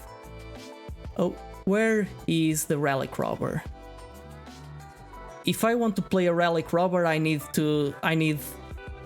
a different package built in. The thing about Relic Robber is it works well with other cards that I have, or at least with my need of having two mana spells, right? So this is going off. Grotech Bugcatcher might get played. Inordinate Rage might not. Teeter Peak Ambusher is not as useful, maybe. Ardent Electromancer. So we're at 41 cards as of now. If we play the 2 Sneaking Guides, this is powering up a bunch of our stuff. our kite sail doesn't have that many synergies. Let's see if this build makes any sense whatsoever. Wait. Okay, 14 creatures, 10 non-creatures. In terms of wizards, we have 9. So we are good. Maybe tapped once.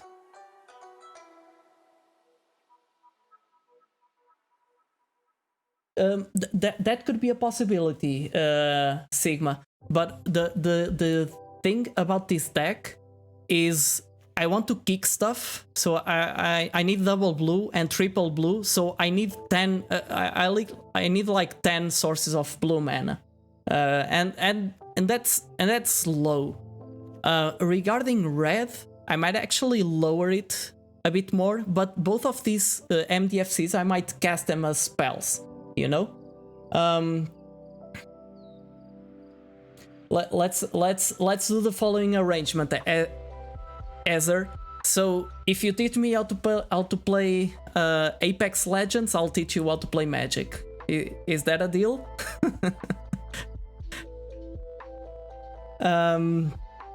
Yeah, there's a lot of talented players. So if you want constructed, yeah, don't ask me, man. Don't ask me. I'm still learning the ropes, but yeah, and I have a bunch of 4 mana spells. This Roots of Drakes is a 4 mana spell. The Into the Royal is like a 4 mana spell. So I have a bunch of stuff at this mana. I have Grotagba Catcher. I might even be inclined. So since I have a strong late game, I'm inclined on trying to protect me a bit more on the early turn, and this might not be a well accepted exchange, but I think Teeter Peak Ambusher will do more work for us than the other creature, at least given how we want this game to go. Okay, the Into the Royal is. Yeah, we didn't pick the Royal Eruption because there were too many cards in contention. So, am I missing something? Shilling Trap. It can be a good tempo play since it's so cheap, and I have 9 wizards. So I might actually lower 1 Sneaking Guide for the Shilling Trap. And that might be it. Okay. This is our deck. Let's see how it rolls. Oh, and now a soft, nice music to pair with this slow deck. Just what I needed. Just what I needed.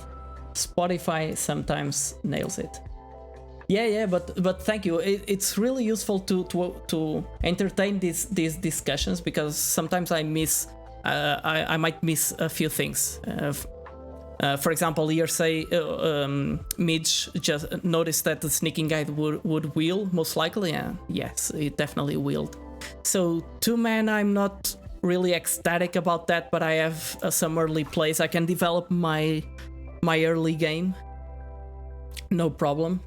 The Stonework Pack Beast counts as a wizard for the Shilling Trap if needed. So I have. Oh, come on. Come on. Okay, Sneaking Guide.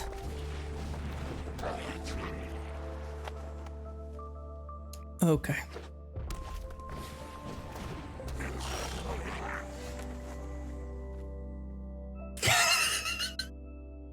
Damn, you say. That was rough. That was rough. Okay, so the battle of the Sneaking Guides. No need on trading. I have a strong late game. I don't need to do anything. Yeah, by the way, you say, have you been streaming lately? Probably not, right? I feel like I don't watch one of your streams for a while now. Okay, we have our third land. What are we interested in doing? Either Windrider Wizard or Relic Robber. Relic Robber can be really useful later. Right now, I don't feel like I'll be having enough mana to use the Sneaking Guide on my Relic Robber as that early, I guess. So no attacks, of course.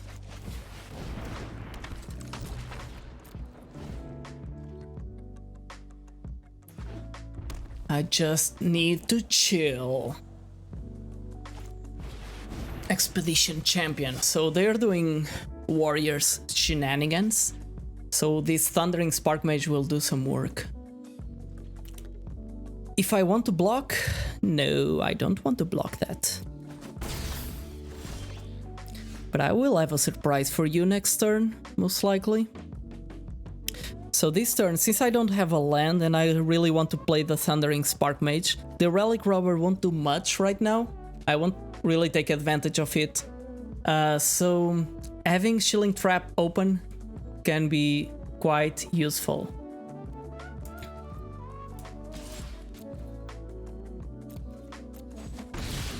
So depending on what they do on their turn, they're probably attacking with Expedition Healer.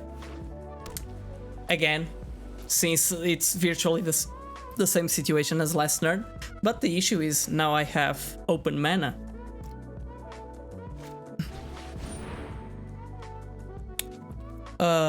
Sure. Is it doing that much for us? I won't into the Roilet. I have two roosts that I want to draw. Okay. Let us pass.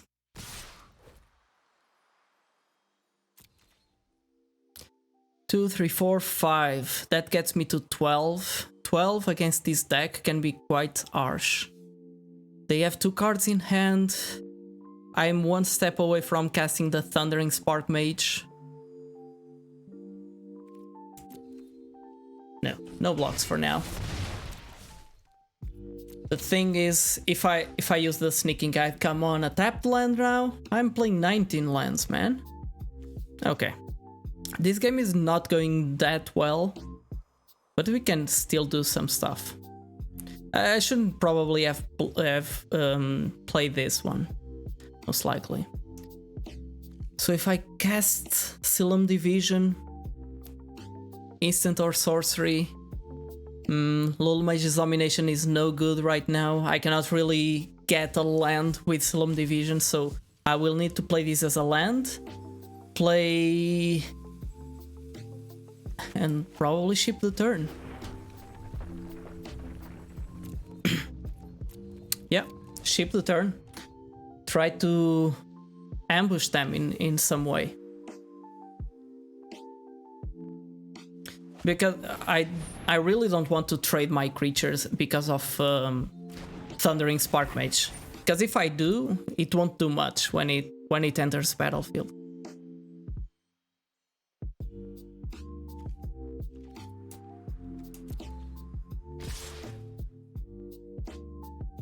Okay. What are you doing? What are you doing? For attacking with the Sneaking Guide? Okay. The issue is I won't have both Shilling Trap and Into the Royal available for me. So this gets 3 damage through. I get to 9. That's a low life. Oh damn. Okay. Plus 3, so this is a 5. I can just counter with this. So I'll now draw a card. It won't be dead, I know, but at least now I have a roost. A roost. And I have 4 mana to cast it. I'll have an Into the Royal. Relic Robber is honestly the card that is doing less on my hand. Oh nice, oh nice. Plus 2, yes, you scry to the bottom. That's what I like to see. So yeah, my turn. My turn now. So now, if I play Thundering Spark Mage, I can kill like the Expedition Healer. But I want to have Roost of Drakes as early as possible. So, I won't attack. I won't attack. Hey, Stealth Bomber. Thank you for the follow and welcome. Welcome, welcome, man. Thank you. Yeah, no Bubble Snare this turn. I want to cast it kicked. So I'm not looking towards trading Windrider Wizard. I'm much more likely to trade the Drake. So I will attack with it. I want the card drawing stuff that it enables me. Both Into the Royal and Thundering Spark Mage enables the Windrider Wizard. So it's pretty cool.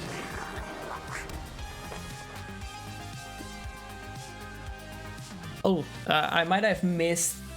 Yeah, Shielding Trap and block 3 with 2 creatures. Yeah, that would make sense, definitely. I think I missed that for sure. Thank you, Sigma. So yeah, this is unblockable, sure. They're tapped out. And I'm at low life. So this gets me to 5, which is too low. Still, if I trade Sneaking Guide, I won't be able to kill one of their creatures. Grotag Bugcatcher. They're doing stuff. This is getting rough. This is getting rough. So yeah, I guess I need to hold my life total a bit higher than they want to. So if they have a warrior, this can get pretty bad for me. This leaves me three mana open. That's not enough. That's not enough. But if I cast this on one of their creatures, so this 4 mana, 1, 2, 3, 4, 2 mana for an Into the Royal if needed on their turn. So I guess I need to do something like this. So you exile top card of your library. You may no.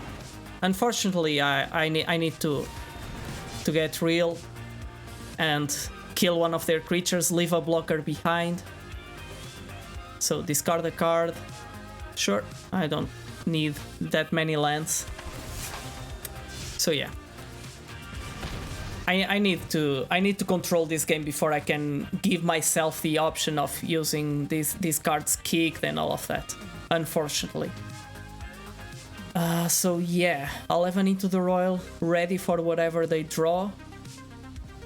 I could Bubble Snare now, but I don't want to. It's only if they do like a stupid attack, I can do something. For sure.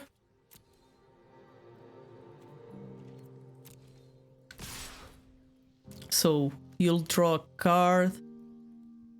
That card is turn. They have 3 mana open to play that card.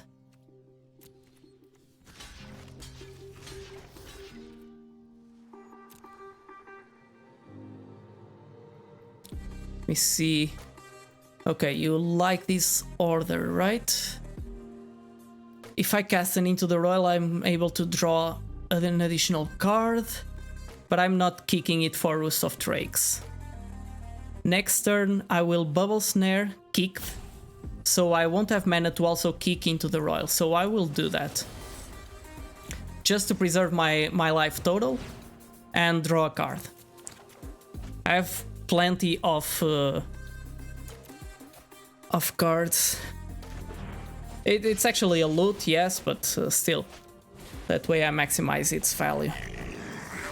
Okay, now at least we have a defender to play. So if we cast this, we have 3 mana for Bubble Snare, which is not that good. But still, I want to start pressuring them. And they're on top decking mode right now.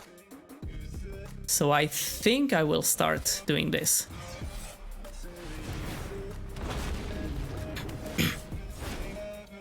Okay, no need on attacking. I prefer not going to 6 than keeping making them putting them at 15 right now. Oh, a little Mage's Domination. That's cool if I manage to get an interesting card. Okay, so now we start pressing our advantage. Or our slight advantage. Right now we don't have that much of advantage. But still, Umaro Mystic can do some work. Depending on what they play, we can lull Mage's Domination their card, and our Umaro Wizard Mystic will get bigger, will attack with both, and will be good. Come on, that's removal for my Mystic. Is that it? Okay, so you have the machine gun too. That's a nice card for me to steal from you. 1, 2, 3, 1, 2, 3. So that's a 4 mana, and we have the land to steal the creature. Oh, nice, nice, nice, nice. This is a sorcery, so let's play this before combat. Let's steal this. Auto pay. Pay all the things. Attack with both. And we turned the game. Damn, I was sweating at some point. And probably I made a punt when Sigma Draconis pointed it out. Yes, that makes sense. So our opponent agrees. Our opponent agrees. So, guys, since I'm seated for so long, and actually you can see my face a bit bigger, I guess. Okay, that's much better. So, since I'm seated for so long, let's take just a 5-minute break, okay? I'll leave you with this, with the music going, and in like 5 minutes we'll reconvene, okay? Let us claim the prize and try to keep on pushing it, okay? So 5 minutes break, okay guys? See you in a bit.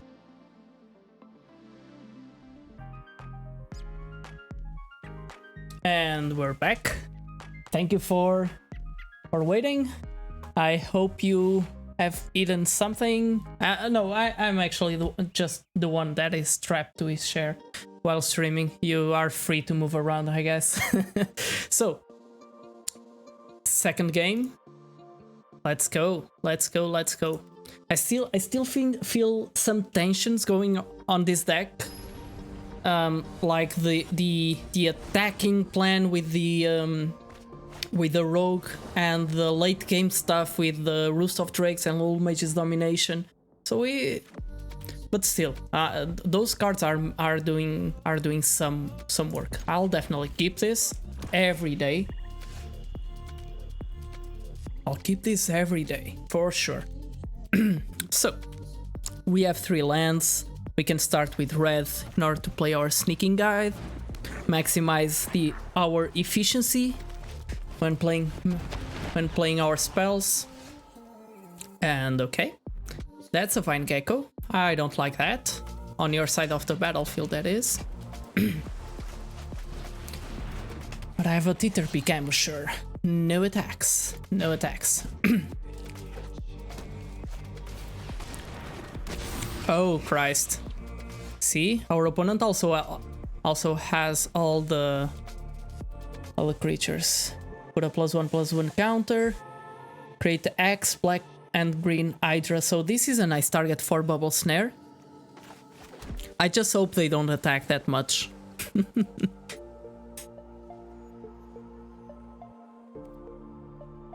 So yes, no attacks. So the plan as of now, and this is also a level up that comes a lot online, which is I have a plan. So our plan is first and foremost to win.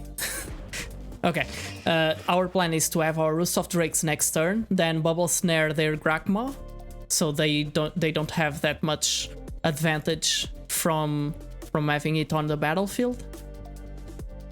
From it, because I won't kill it. They won't do much. So yeah, Roost of Drakes kicked. So we start building on top of our Roost right now. This turn we don't have Teeter Peak Ambusher pump mana up, but it's still an effective blocker for Vine Gecko unless they cast a kicked spell. And in these colors, instant kicked spells only probably in green. Okay, sure.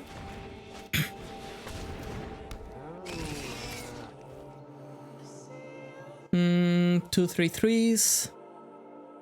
Okay, but exactly now that they have this, the Bubble Snare on it doesn't look that well.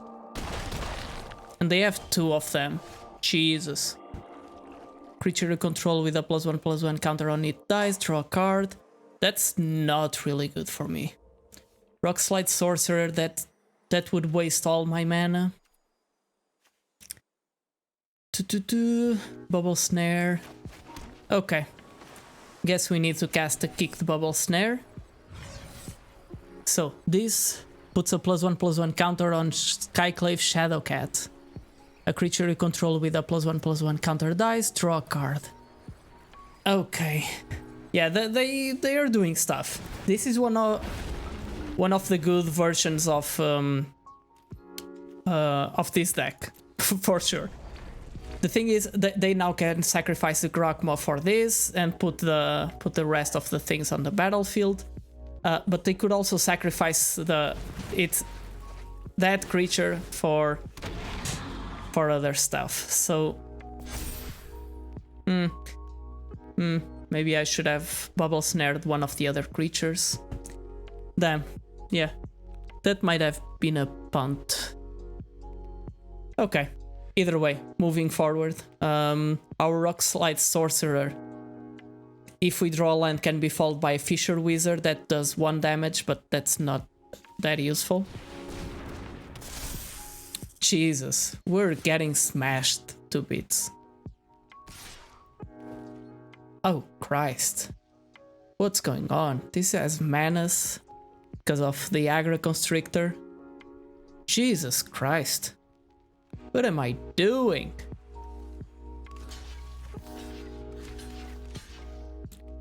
They don't have mana to sacrifice a creature right now.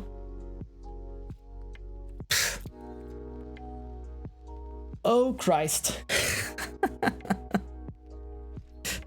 Okay. No arms then. So if I had Bubble Snared one of the other creatures, they could have sacrificed it, put a counter on the other one, and this guy, whenever another creature dies, put a +1/+1 counter on Grakmaw. So this guy would have gotten bigger. It wouldn't. So it was definitely a punt not playing the Bubble Snare on one of these Shadowcats, for sure.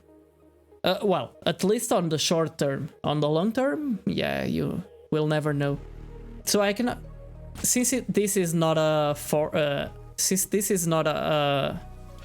mountain, I cannot really double spell this turn. But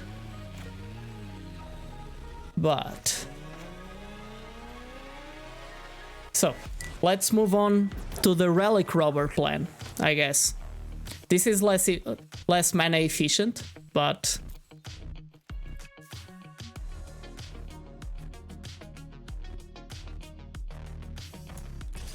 I'm at 10.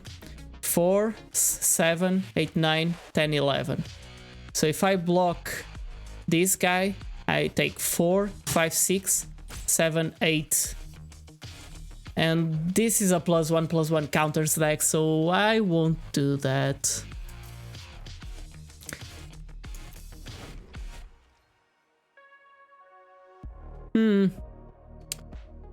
Now that I'm thinking of it, so I guess this game is going pretty bad for me, but I've also made some wrong decisions, I think.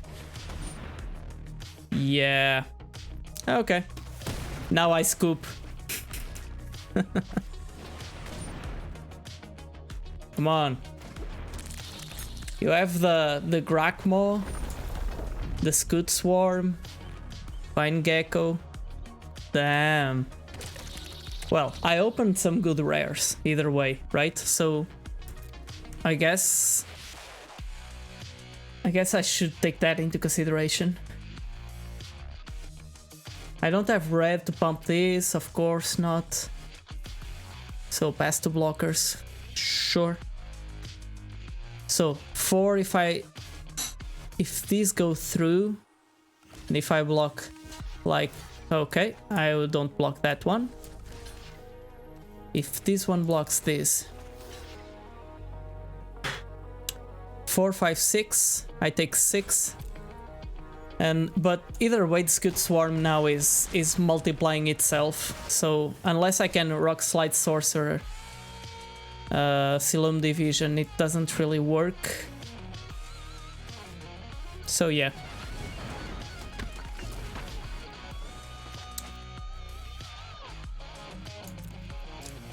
Yeah, so this is done. This game is done.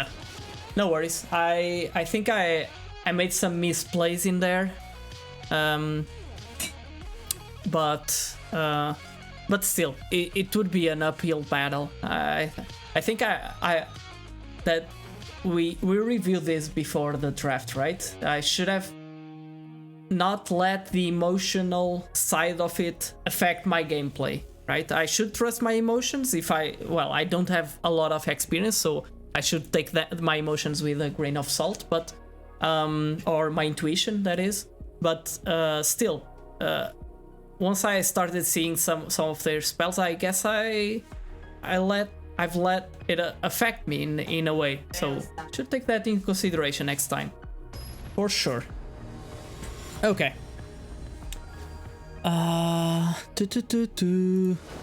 Yes. Hake Wagner.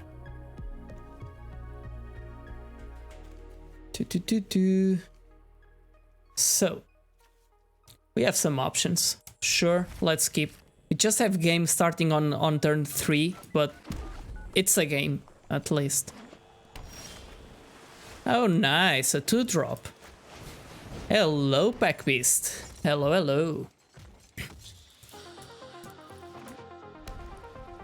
Meow, you say. Oh, hello, Roost. It's really cool to have 2 Roosts on your deck, right? So we play a land before just to disincentivize our opponent to do stuff. And that's it. So and Windrider Wizard can start accruing some value next turn. And there's our island. Cool.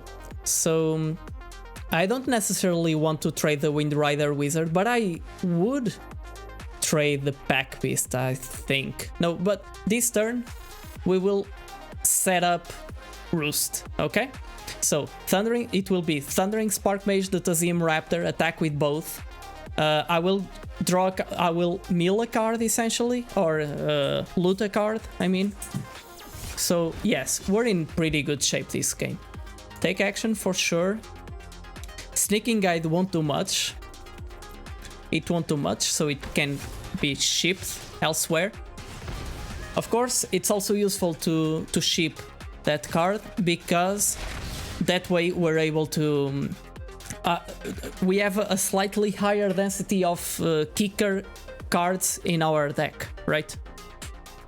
That's one of the advantages of looting. Okay, you stole the Pack Beast. Oh no, why did you do that? So the thing is, Rock Slide Sorcerer with Shilling Trap can Jesus, just because it will draw us a card and all of that. So Jesus. No, okay. I will only kill one of them. That's really important.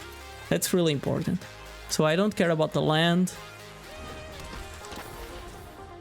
But I will definitely Chilling Trap. Whatever. I don't even care. I want the card. And I want...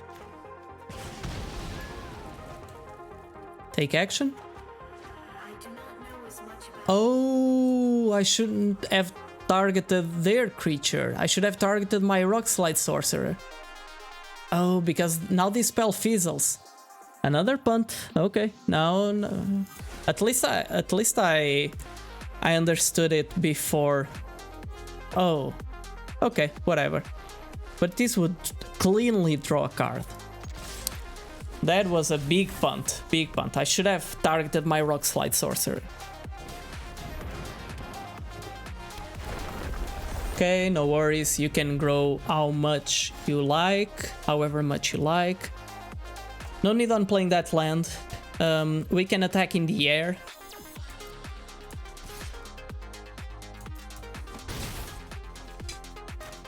And we can play our Roost of Drakes. And the turn. Just one land in and no need on playing it, right? They might still think it's another Chilling Trap or the like, and be disincentivized to attack with Prowling Felidar. Still, they have a lot of cards in hand, and Felidar Retreat is a good card. It is definitely a good card. Jesus Christ. Now that's a 3-2. Okay, Thundering Spark Mage. I think you did your job. If I had 2 spells to cast, I could kill it. No, I need... Okay, nice. Nice. So I'll attack with the Flyers. And I can into the Royal their turn, get another Flyer, and they're more than dead that way. At least I get some redundancy for the chance they kill one of my Flyers right now. If they kill both, the game will still continue for a bit. If it was kicked, return to up to 1 target creature to its owner's hand. Sure, no problem. No problem. You think you're safe, opponent? Yeah. Put a +1/+1 counter on all of them. Exactly. That's how I like it. And now...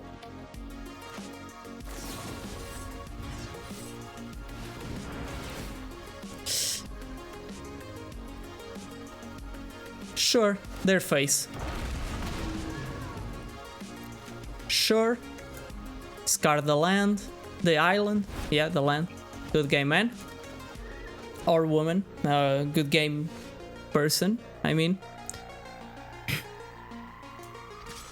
So I'll attack in the air and see if they do anything. If they don't... Okay. That is game. We're 2-1 with a weird Wizards deck.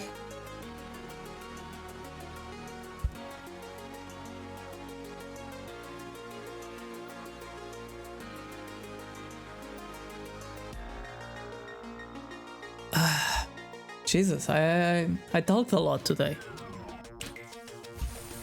My cat, she's trying to play with me, I guess.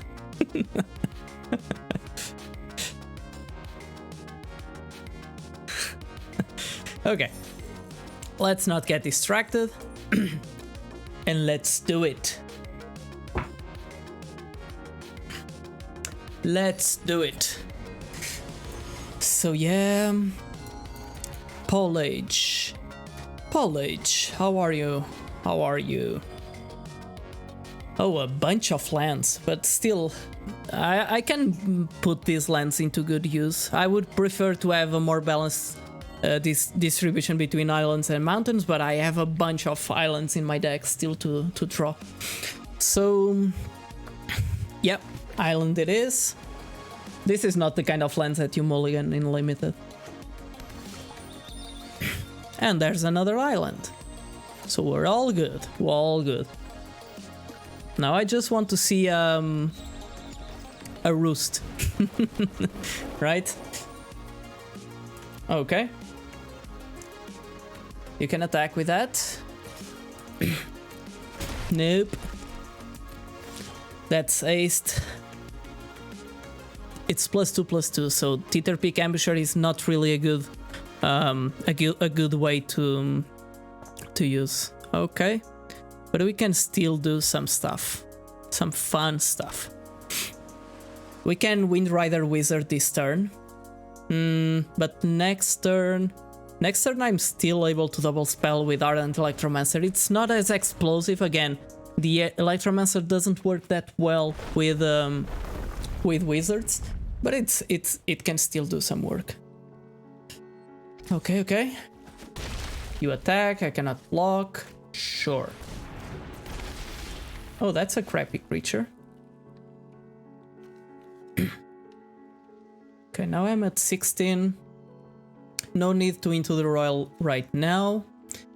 I'm tired of drawing lands by now. So if I Ardent Electromancer with the mana and the Teeter Peak, I'm sure I can play. So let us attack for. They are tapped out. They won't do anything. So let's gather some information before we attack, okay?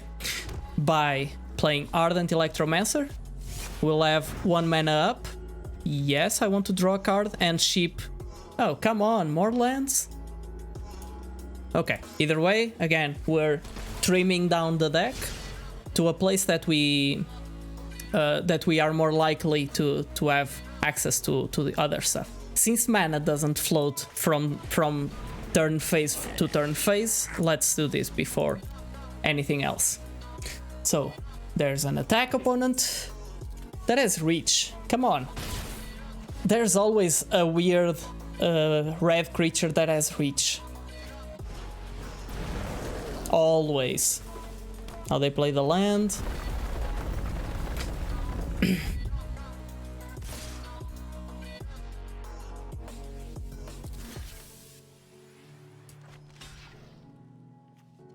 Do they have a trick? Like a pump spell? They probably have a pump spell.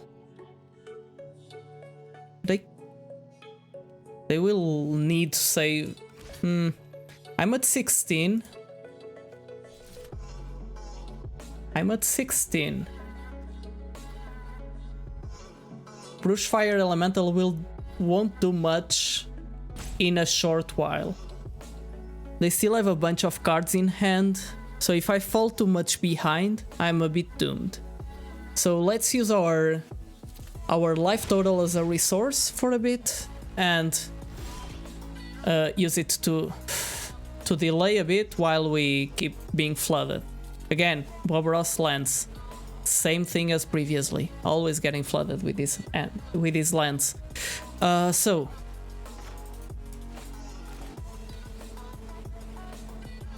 that guy has reach.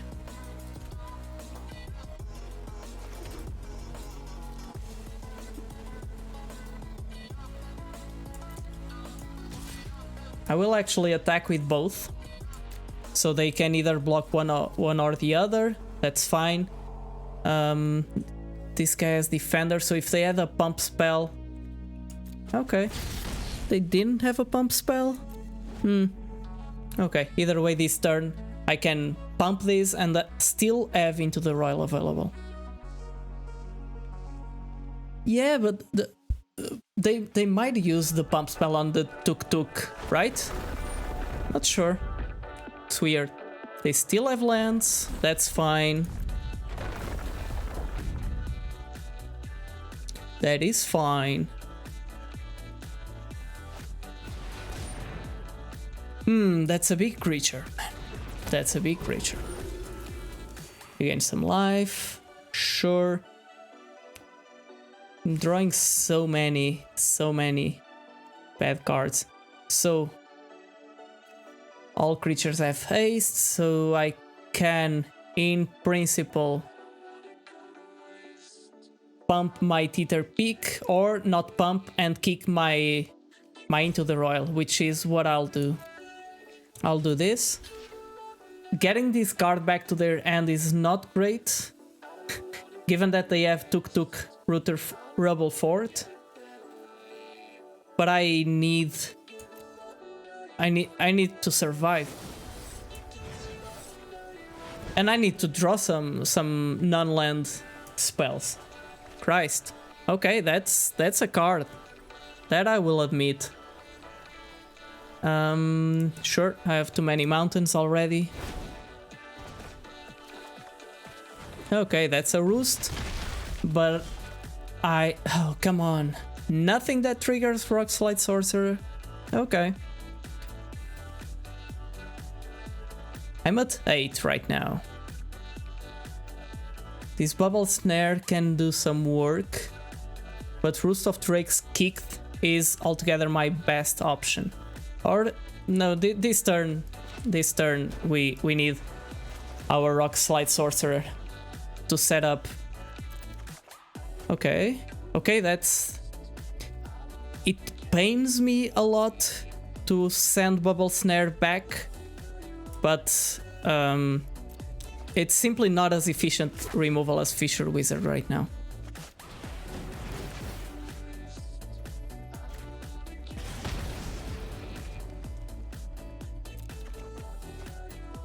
Okay.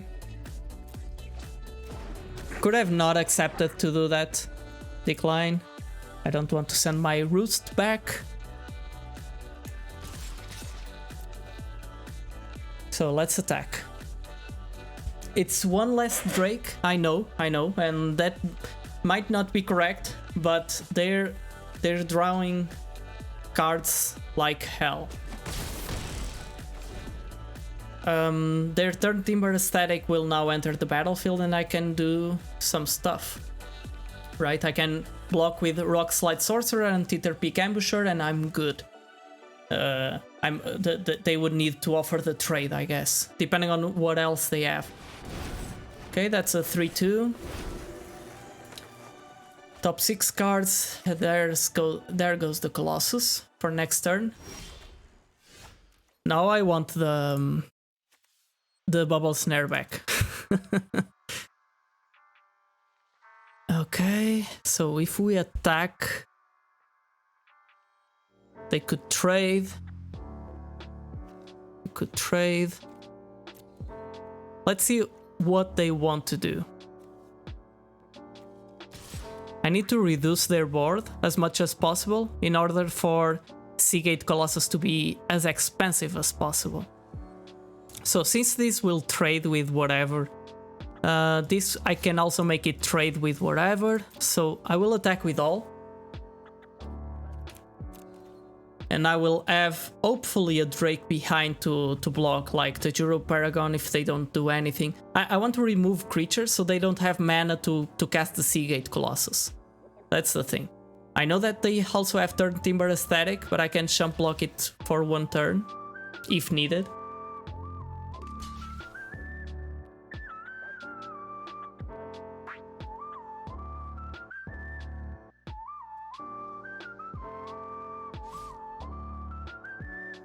Yeah, Mitch. Thank you all. Thank you again. I probably don't say it enough, but I'm really glad for all your support. I'm really thankful for all that you've been doing.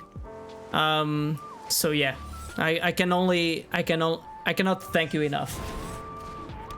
Everyone, really. So we have a creature back to block the Seagate Colossus if needed. They might be holding a land, but now we can clog the board and attack in the air. And in 2 turns we have them dead. That Tuk is actually doing some work. It's really weird. Oh, I missed lethal. I missed lethal.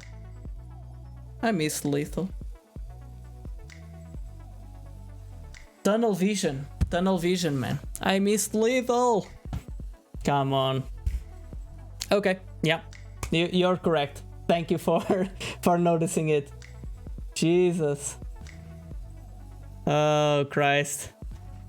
They gave up, like in desperation. Like this opponent is so distracted. He had lethal. Yeah. Come on. I was so tunnel focused on it. No, it matters a bit for sure. They gain some life now. I should have took it because now they have some game going on. They have some game. They might still have like a Royal Eruption in hand. Sure. Okay, you're tapping with everything. Do you have anything else? That's 7. You don't have trample. You don't have anything else, right? Damn, I missed lethal. An obvious one, to be honest. Now they don't have anything. So if they block my strongest creature, which is like this, they still... okay, I can even into the Royal before combat, and I didn't really... Yeah. What am I doing? Whatever. Okay. Yeah, probably because they could have. Let me check. Come on, get out of my face. Okay, this is a sorcery. For each creature in your party. So they pump this, their lowest powered creature. Yeah, of course, they shouldn't have attacked with all. I think they were just hoping I was as distracted as I was previously when I missed the lethal. No, it definitely mattered. That one, I didn't like that win just because I missed that one chance of lethaling them. Damn.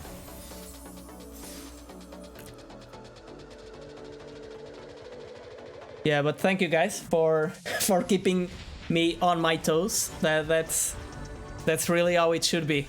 I should pay more close attention to that. Okay, now another game. It was still a win, so let's move on. We have Silum Division, Sneaking Guide. It's not really great, but it can do some work. Hello there.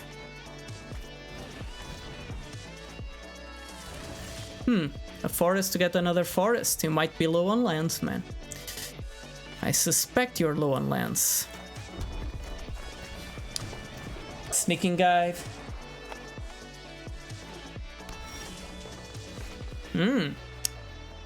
Okay. Okay. We're actually carving out. That is great. That is great.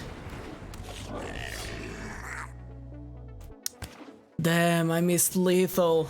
I won't sleep over that. Jesus Christ. Okay. Moving on.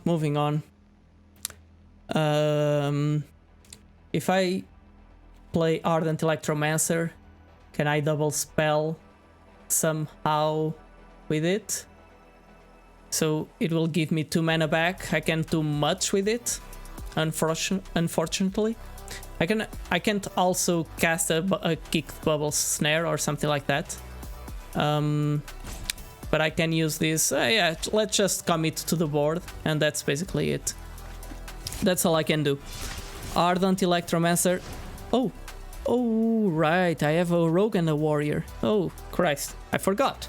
But still, 3 mana doesn't do much either way. Oh, I could have used it to make this unblockable, or actually bump it. Yeah, but no real reason to. I could have pushed one additional point of damage. Yes, if that makes yeah, exactly, J Willow. That's very true, and that's something that I keep on preaching, but I keep on beating up myself for mistakes.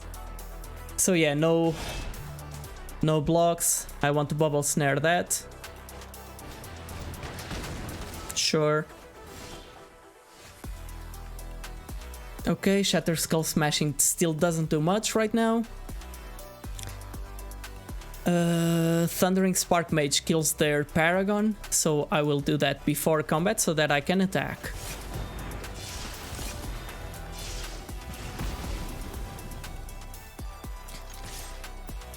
No need on leaving the troops behind. This is a race that we can win. If they attack again next turn, I will definitely bubble snare them. And there's an island to enable me to also cast Silum Division too. Cool. So I will gather some information before I do anything else. Okay.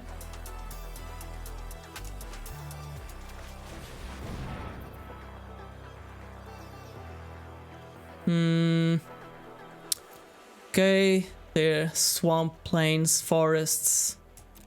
They're doing some party stuff, I guess. Some party, mostly green splashing stuff, I guess. So a tempo play could be worth it, but drawing stuff is also worth it. I'm at a stage that I want something like Into the Royal. Yeah. So let's attack with all. Trap can kill. Oh yeah. Used as a combat trick. That is true. Yes. Okay. Sure.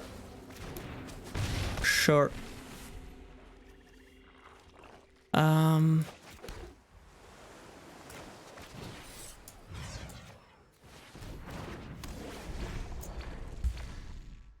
prevent any other fighting spell. Yes, it is true.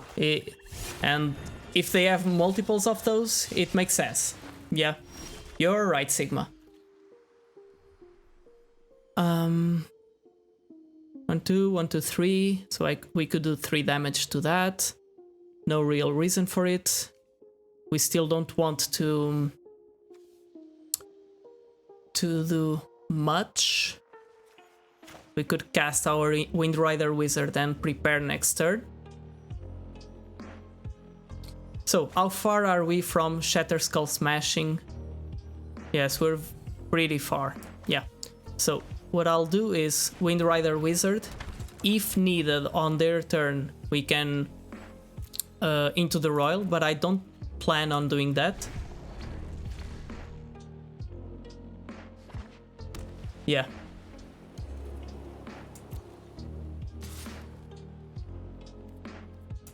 Okay. I don't really want to trade, and I'm fine on taking 3 damage if that's all you got. Okay. Okay. Now we're doing stuff. No reason to leave my creature behind. If this is a race, we are winning it. Oh, another one. So I'll drop the one that they saw. Shatter Skull Smashing can do a lot. But we're still far away from... I think I will actually discard Shatter Skull. Because Into the Royal... Right now... Yeah, exactly.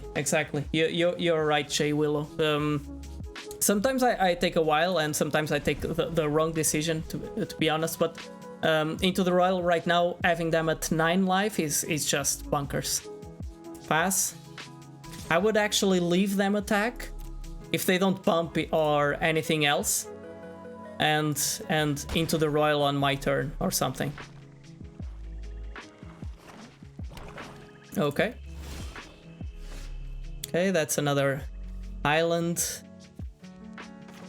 So the thing is, this gets +2/+0. They have a lot of mana open, so I'm not sure exactly what to expect.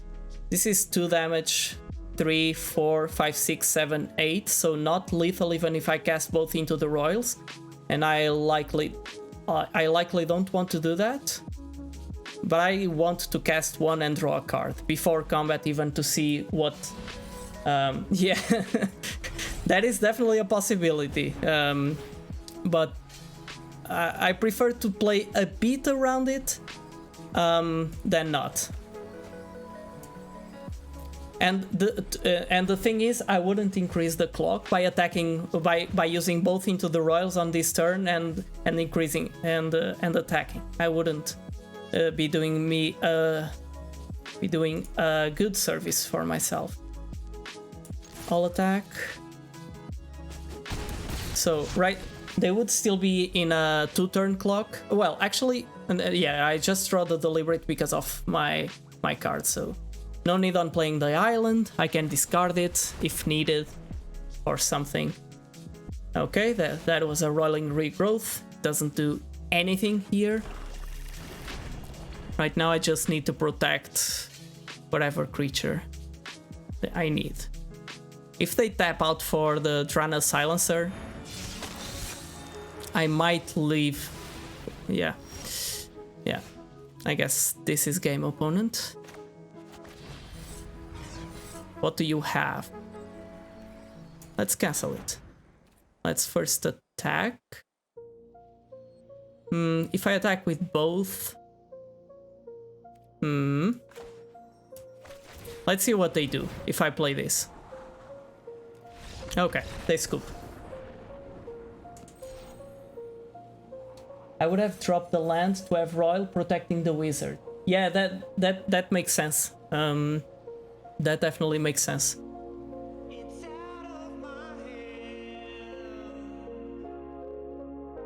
That definitely makes sense. Leaving the land. Yeah, I was on their turn. I was thinking, okay, maybe I can use Royal Eruption, but yeah, I didn't drop the land. I was hoping to use it to loot, but it would be an additional value for sure.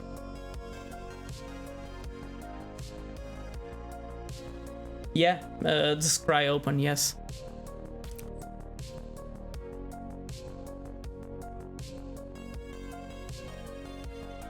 Yeah, because protecting the wizard was really important. Really, yeah. Well, I probably would have won either way, but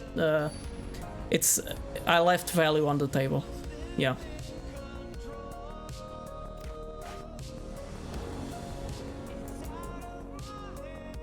Me too.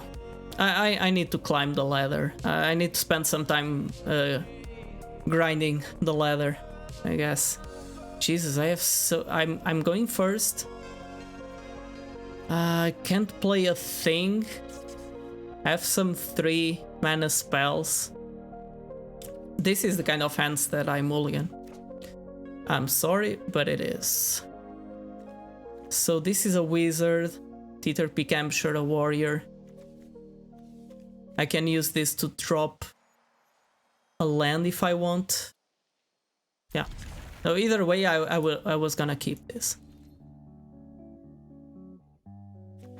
So between Shatter Skull and Silum Division, I very much prefer to cast Silum Dihile.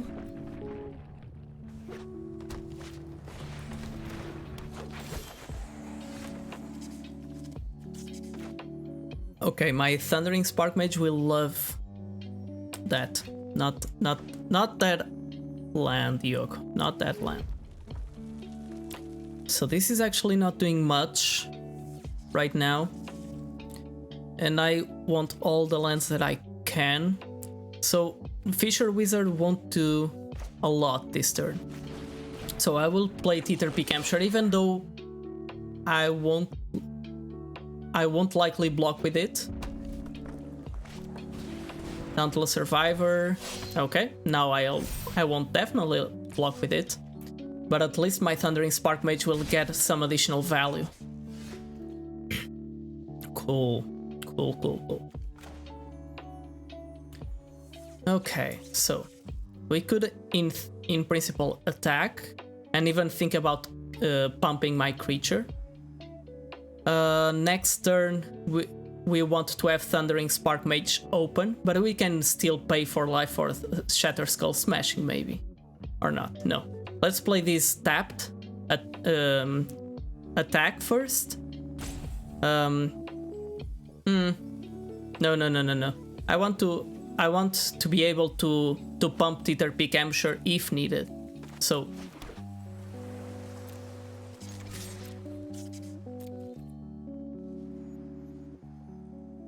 Hey Beer Days, welcome to my stream. Welcome, man. I'm glad you are here.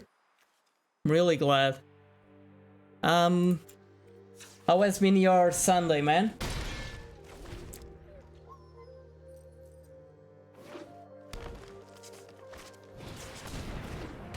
That deals 1 damage to each. 1 damage to each. And you also landfall, you get the top card of the library, and you may play that card as long as it's exile, and then I get damage if you don't play it. Sure. Sure. But this is a turn for Spark Mage.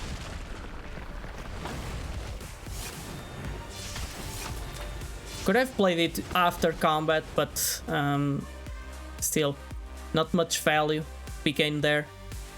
Sure, let's not lose that 1 point of damage. It's going pretty well, man. There's a lot of people from the Discord and elsewhere joining. It's really cool. Not Apex, no. Yeah, sometimes I know what I'm talking about, others I don't. So, but what I want is to share the learning journey, right? That's the most important thing for me. So I might just use an Into the Royal to do stuff, to try to draw a card. Or Fisher Wizard before combat, dumping my Highland and see what I draw. Yes, I will do that instead. It's virtually the same thing because I don't care about this land. And I got another one. I'm glad. I'm at a lower life than them. I don't really like that. And dealing with a Tajura Blight played with an Into the Royal is not my thing. For sure. So I might still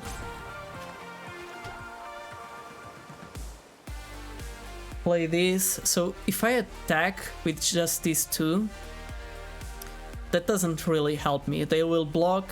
I would need to Into the Royal, but the Into the Royal non-kick, it doesn't do much. So this turn we shield.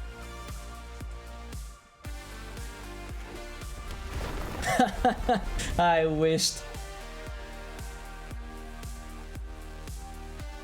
Great. That's really cool, Bearded Days. Yeah, that kind of feedback is golden, really. Yeah. True Sigma.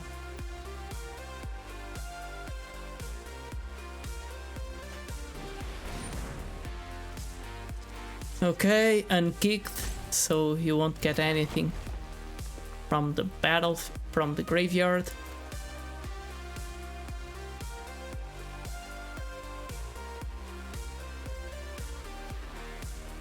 My turn. We can do some stuff with Sneaking Guide. We can do some stuff. There's no incentive on attacking otherwise. We will still likely Into the Royal on their turn, just because I won't have anything else to do with my mana this turn specifically. But I want to attack with the Teeter Peak Ambusher and pump it or something like that.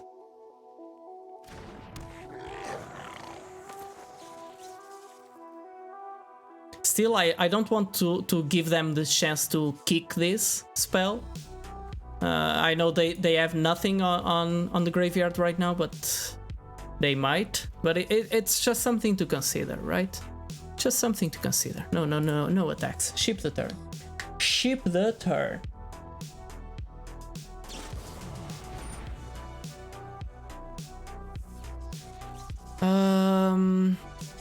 I think that's when I use Into the Royal. Funny enough, the Sneaking Guide is doing me a lot. Now, Mara Wizard, Mystic. I always call it Mystic Wizard. Oh, come on, Mitch. You deserve it a lot. Like everyone has their strengths. I really enjoy explaining stuff, and even though I'm no expert on magic, but I really want to walk towards that. No attacks for 3 no. So I really like to explain stuff and everything else, but you're really good at building a community. Come on, you improved my experience so much. By now I might not even be streaming. I might okay, this was a nice experience, but because of all the Discord community and all of that, I'm still here. Otherwise I might not, to be honest, or at least not as regularly. And I wouldn't have known so many people, so many nice people, like here, say Party Ziki, Jesus, so many great people. So yeah, it's my turn. I can Ardent Electromancer. I will get 2 mana back. With 2 mana back, I can Umara Mystic and Sneaking Guide. Let me check. 2 mana, 3 mana, 4 mana. Yes, I can. So I will dump my creatures on board. They're still in very good shape. They're still in very, very good shape, unfortunately. Yes, I want to leave Sneaking Guide open. No attacks, unfortunately. Yeah, exactly. Yeah, exactly, Sigma. The most that I did with Ardent Electromancer was 2 Ardent Electromancers and then a creature, or Royal Eruption. I believe it was Royal Eruption. But not more than that. So I'm at 8. This gives me 1 damage each turn. I'm a bit screwed if I don't kill that thing. I guess Ardent Electromancer did its job already. If I do something like this, I'm letting 3 go through. So if I block like this, they might have a pump spell, and I don't like it a lot. Am I 2 for? Yeah, I will have 1 creature. They will kill 3 creatures. Given the current board state, they will kill 3 creatures. I'll have 2. I'll have so 2 creatures from them, 1 creature, 3 from my side. Okay, not that bad. But I'm at 5, so if they have Royal Eruption or something, they have kick. Okay, they get the other one. Now, that's a good draw. That's a good draw. I'm honestly tempted on Spikefield Hazard this and cast into the Royal. Maybe on their turn to prevent damage, yes. But the thing is, they don't have haste or anything like that. So I want to maximize the chances, or maximize the damage that I do with Umara Mystic. So I'm prone to use into the Royal here.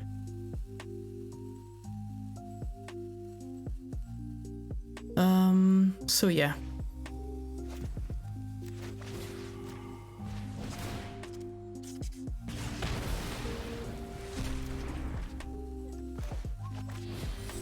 And since it doesn't have any other kicker card on the graveyard, this way I can attack for a bunch.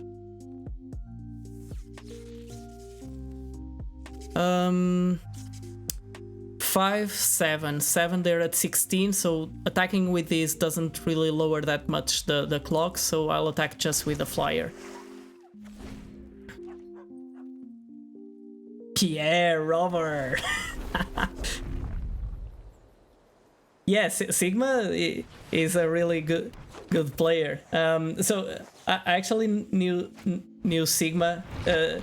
Is Portuguese. He lives close by, and we got to know because of Twitter stuff. So because of me setting up on this journey, it's really fun to meet like-minded people.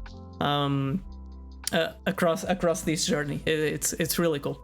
So yeah, Relic Robber with Sneaking Guide can be bonkers. I'm at 3 life, despite all of that. So still this has aced, so I can attack and do some stuff, but I cannot really take damage back.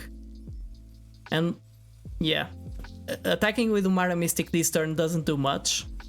So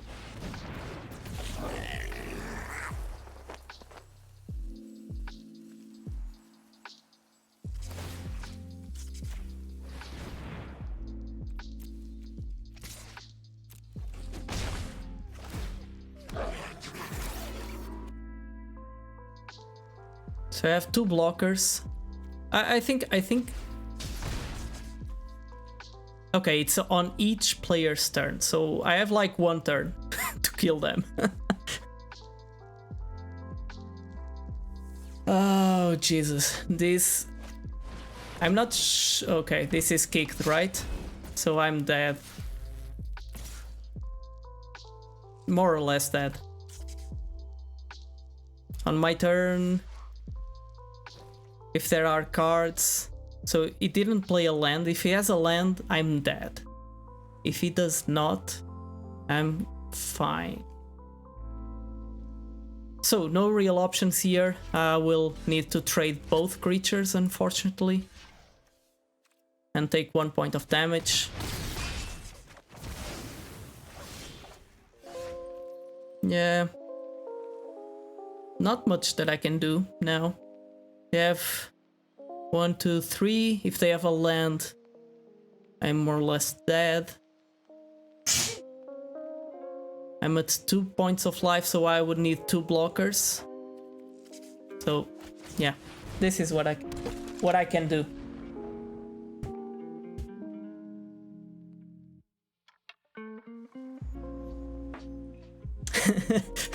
but the yes, no attacks this turn. So yeah, the thing is, I'm talking and playing at the same time, and I try to talk as much as possible and explain my rationale as much as possible, but that actually prevents me from, well, that hinders my gameplay a bit. Not that my ceiling for gameplay is that high, but still, I definitely feel it. But it's more important to challenge myself in that aspect than anything else. Enters battlefield, draw a card. Yes, for sure.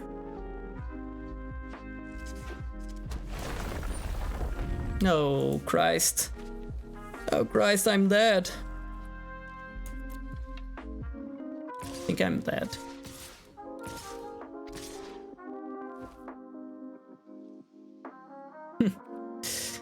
Yeah, I know. This time I'm really dead, so no need. Whatever. No. I'm just being a bit picky, but I'm dead because now they let 1 point of damage go through. Oh, where's the card? Oh, they won't play the mountain, and I will take damage. Sure. Yeah.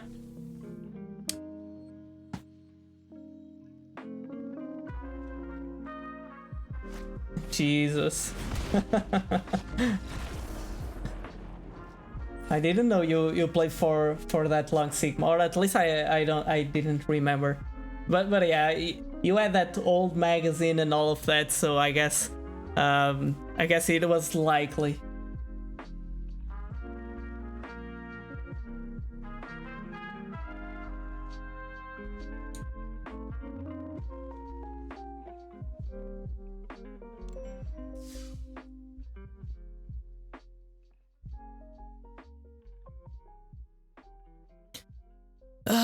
Sure.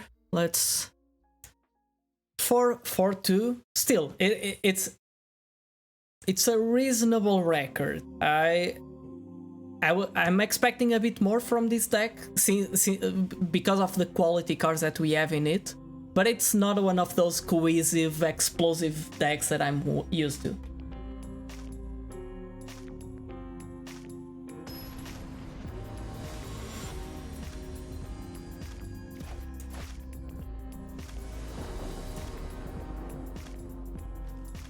Okay. Island, mountain, we have some MDFCs for Ardent. Still, this end is not crazy. I won't play any of these MDFCs as of now. Shatter Skull Smashing might jump on board on turn 2. But I want to have Spikefield Hazard open.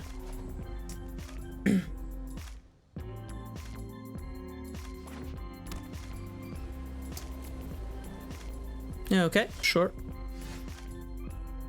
So I will need lands. I will need a lot of lands. So this will enter tapped and I'll ship the turn. Ship the turn. Sure.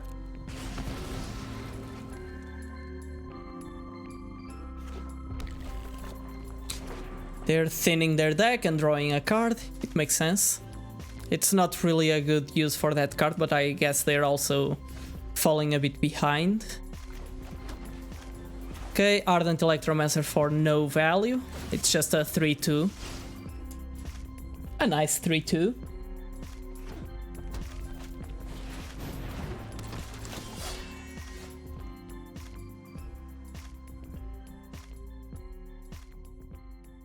Yeah.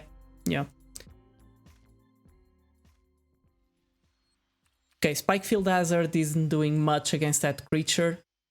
I might play it tapped, but I also have Thundering Spark Mage mana up, or Rock Slide Sorcerer, which is much more interesting. And my Spikefield Hazard can actually make a dent on my opponent that way. I don't want to attack. Yeah, regarding drafts, it's harder for me to play in the lower ranks than in the higher ranks because it's harder. Not all games, but for some games it's really hard to understand what if my opponents know what they're doing, both in the draft part as well as in gameplay. In gameplay, we're expecting some good combat trick or good removal spell, and our opponents play a sideboard card or something like that. So it's harder in the lower ranks sometimes, and even during the draft, there are some drafts that are just... It happens elsewhere too, of course, but some drafts are just bunkers. They don't make sense, no signals floating around. People are drafting at random or something. So yeah, this turn, if we Spikefield Hazard this guy, we still have 3 mana up. 3 mana is mana for Into the Royal. And this gets a 2-3. It's a lot of investment on my... Oh, this is just damage. This is just 1 damage, so I don't like that play. If I Sneaking Guide, Spikefield Hazard won't do much. But I can actually ambush my opponent. I can ambush my opponent like with Into the Royal on their turn with the Kargan War Leader. The Expedition Champion becomes a 2-3 and I'm able to block it. Something like that, I guess. No, not that one. Spikefield Hazard doesn't do much here. It just does 2 damage. But I can actually do stuff. So deal 1 damage to this guy. Then I'll Into the Royal the guy that would attack. 1 damage to this guy. Okay, yes, okay. Jesus, the stack was messing around my brain. Now we return this and do the final point of damage on this guy. Thanks, I guess. It was a bunch of cards for 1 guy.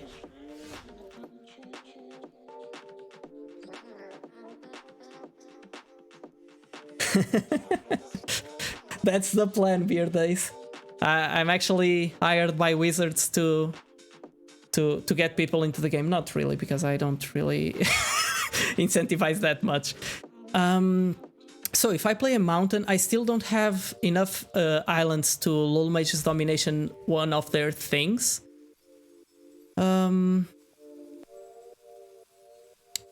So yeah. Thundering Spark Mage, target creature or planeswalker.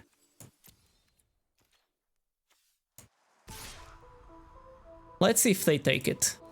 If they take it, if they block the Sneaking Guide, it's great. Come on, you should have read that, opponent. Oh, Christ. What a punt, man. What a punt. Because now the Thundering Spark Mage doesn't do that much damage. Oh, but it's a wizard. Okay. So I actually did the thing that I wanted to do. Not the way that I wanted, but all the same thing, I guess. Oh, damn, that's a nice target. But it's something that will take a while for me to take advantage of. So if I are a wizard, this guy does 1 damage to my opponent's face, for example. And that's it. So no attacks this turn, unfortunately.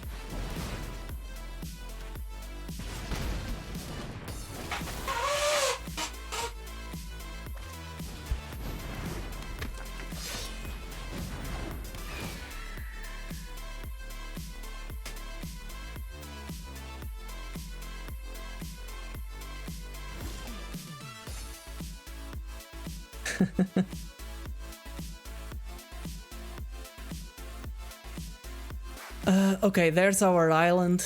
We're able to get something from them.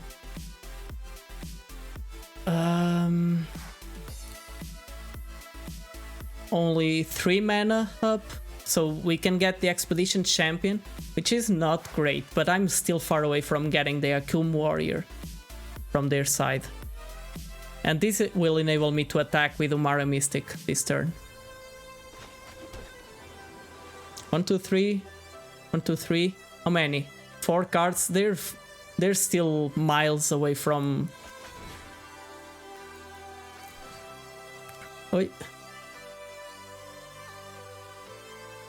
Do I actually get the flyer?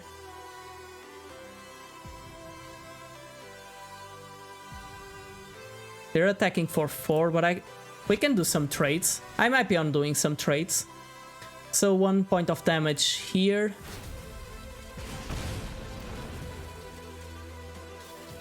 Not all attack, no.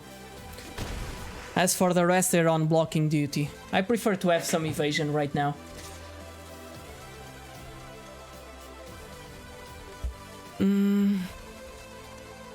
They can have a pump spell or something. But if I block with like these guys and this guy, they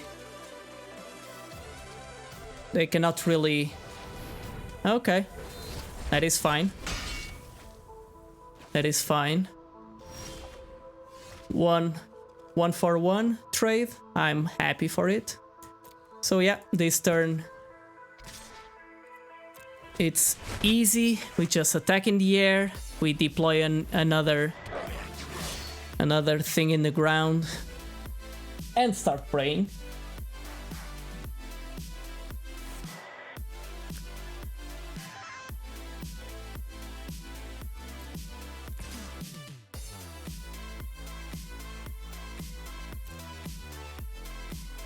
Do they have another? This time I won't block.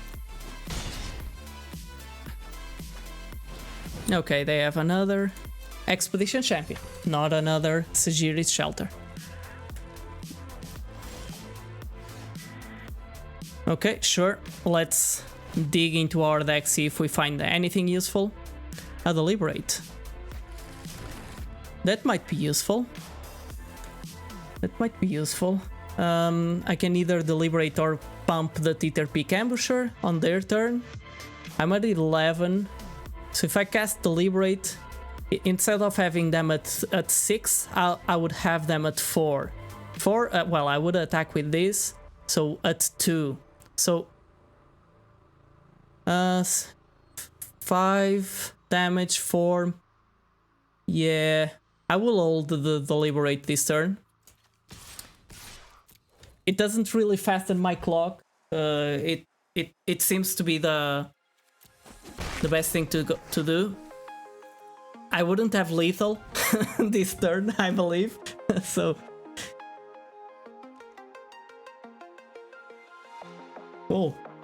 cool stuff. So let's move on. The attack with all. So I don't want to get to 5, so I can take 6. 4, 5, 6, 7. So we need to do some blocks here. But the thing is, if we survive this turn, we have Deliberate and a lot of stuff to kill them. So let's see what they have.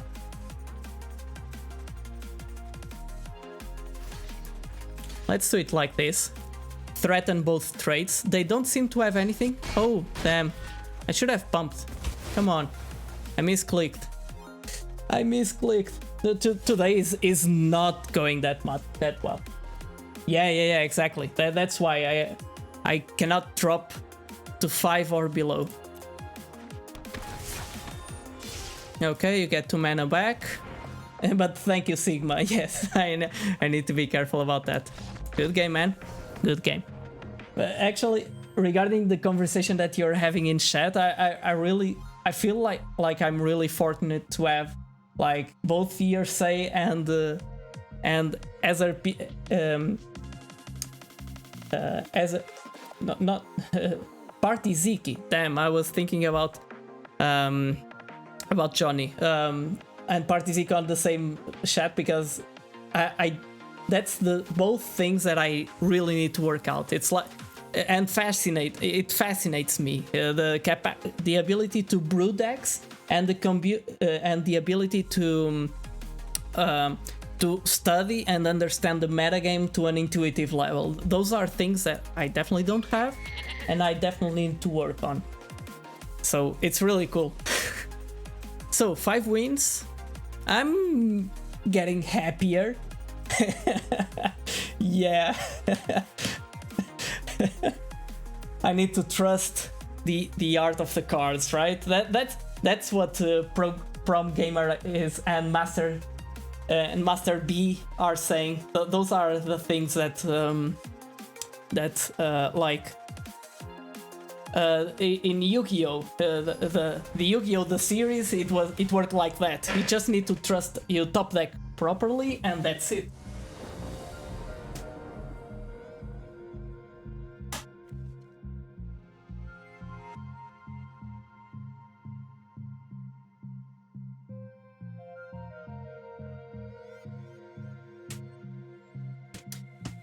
Some more water. Oh, so many lands, but we have a Roost of Drakes, so this is a keep. We're going second. Cards. That's actually that's probably how the Vikings from Kaldheim say things. Cards. It's definitely something like that. That's how they pronounce it for sure. Yes, I will keep this. Yeah, believe in the art of the cards.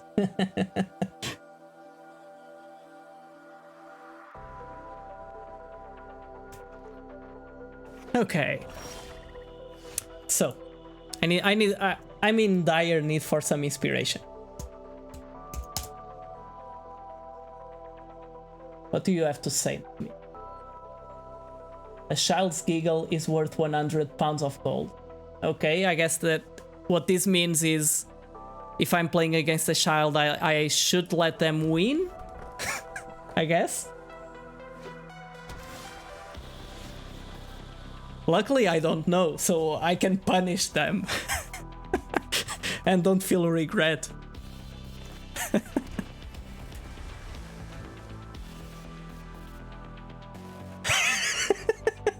Yeah. Okay, that makes sense.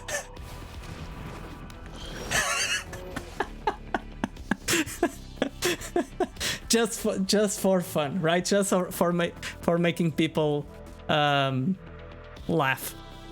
Oh Christ, so good. That's a beautiful squid, opponent. That's a beautiful squid. We can get some kicker cards later with Silum Division.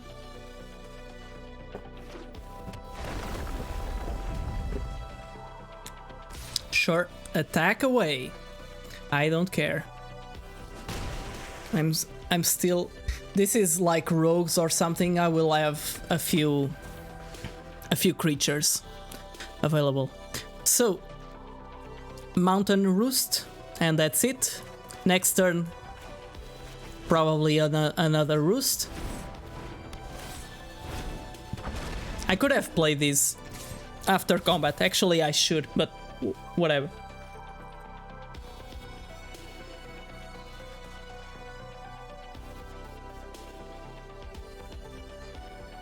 Yes. Damn, really nice quote.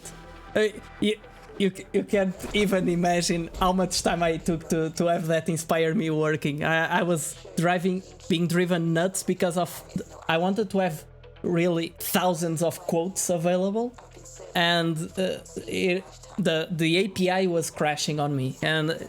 But we found a way. We found a way.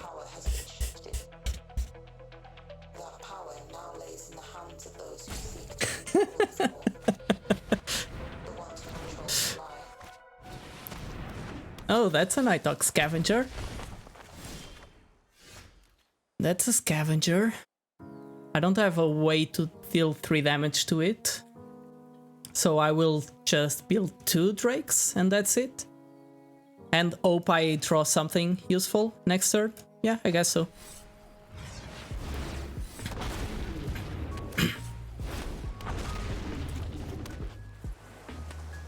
No attacks this turn.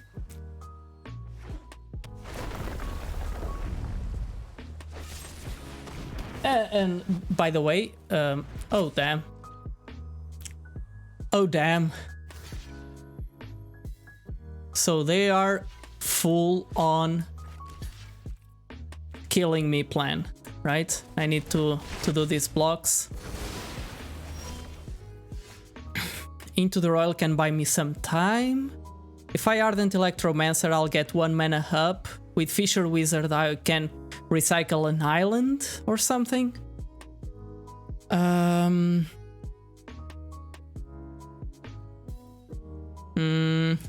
Sure. I need to put some stuff on the board, unfortunately. Try to incentivize them to leave cards behind, but still, this is not looking great for me. Probably this is 2 damage. It will take me to 7. Just have 1 card, but I'll discard another type, so this will be a 3/3. This will be a 3/3, so it will take me to 6. I don't really want to do that. Should I push Silum Division to the bottom? No, I actually need all these cards. So, no need on doing that. Let's just play the Highland and ship the turn. Ardent and then Roost. Maybe I missed it. Ardent 1, 2, 3. Yeah, I think yes, I could have Into the Royal and have 2 additional blockers for the hair. I was just trying to have, yeah, but Into the Royal I definitely don't want to cast it on their turn, so you're definitely correct. That would be a better play. Yeah.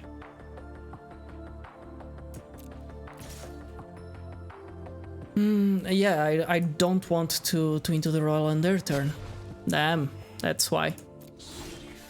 But I can ambush them this turn. So 4, 5, 6, 7, even if I have even if I draw Lul Mage's Domination, 7 already enables me to rob a card with 4 CMC. They don't have that, so I don't want to do that. I don't need to play the mountain. I don't want to play this. So, but I could Silum the mountain and leave Into the Roil for their turn. That's something that could be done. No. The thing is, put it on bottom of the library. Yeah. That's an option. That's an option. That's an exploit. Let's try it. Yeah, let's try it.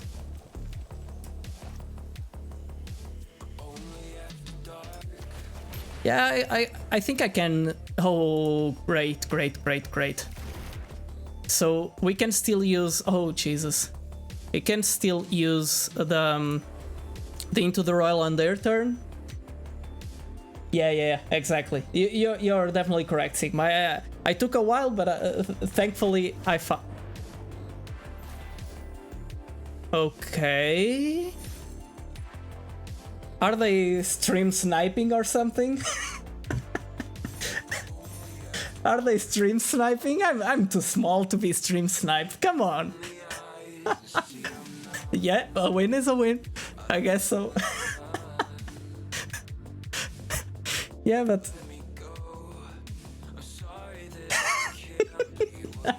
it was no. To be honest, Yersay or yeah, Sigma. When the intestines start working, them. Come on, Jesus Christ! You need to. When nature calls. Okay, 6 wins. I didn't expect to get to 6 wins, but so last week, so actually last draft we went 7-2 with the Warriors. We're doing some good stuff this draft. If I get to 7 wins again, I am really ecstatic, given all the mistakes that I've been doing. But thank you all in the chat to help me understand those mistakes and improve my gameplay. It's really cool. I hope that you are also getting value out of this stream, for sure. Okay, no opponents.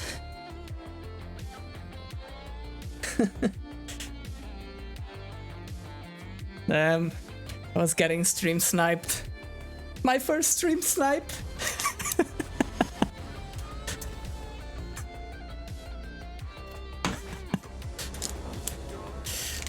I'm just kidding. Into the Roil? Yes. Drawing a card. Drawn LOL Mage. And then... then Silumdi.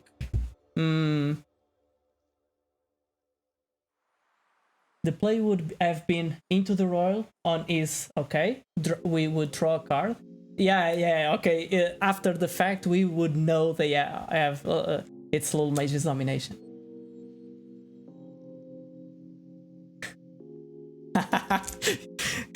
Big brain thinking, Yersay. Big brain thinking. I see.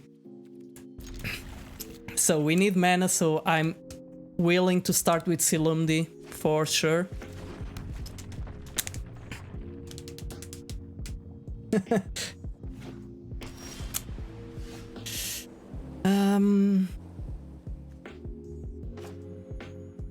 So no need on playing Stonework Pack Beast this turn. It can trigger Windrider Wizard next turn. Let me just check, because I think my cat, she's destroying... Elsa? Come say hello to the stream. Come on. Hello? She's so pretty. That's why we have all those cat sounds in sound alert. Go on, go ahead. Go to your life. She doesn't do what she's told to. She's in that adolescent stage. Luckily it's faster for cats, I guess. So we could attack. They won't block. Do I have any reason not to before combat? No, so let us attack. I could have played the land and threaten a pump.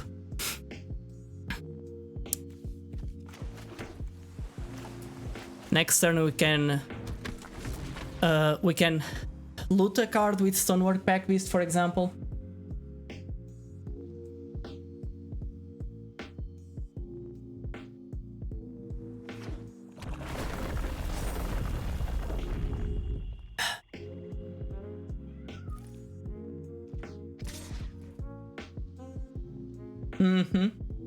Yeah, that makes sense, Sigma. That definitely makes sense. It's small amounts of value that accumulate throughout the game, for sure. Do they want to trade? I won't. I won't do what they want me to. Yeah, play your core, Celebrant. They have some nice cards. Fearless Fledgling is not great on clerics, but it does some work. But Crawling Barons can be bunkers in the late game, so I'm pressed to do stuff this game.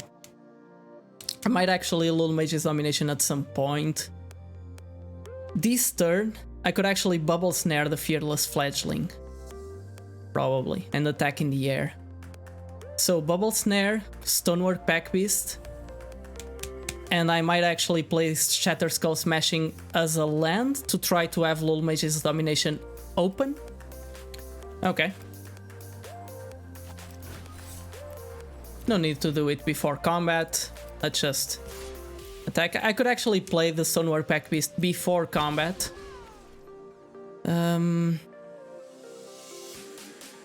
So I would have looted a card. Okay. That's a land. That's a land. Sneaking Guide is not doing much right now, so it can be shipped. I want all the lands. Land, Bubble Snare, Fearless Fledgling. That can be a strong attacker, and it's still early in the game to be... Yeah, exactly. Yes, it is.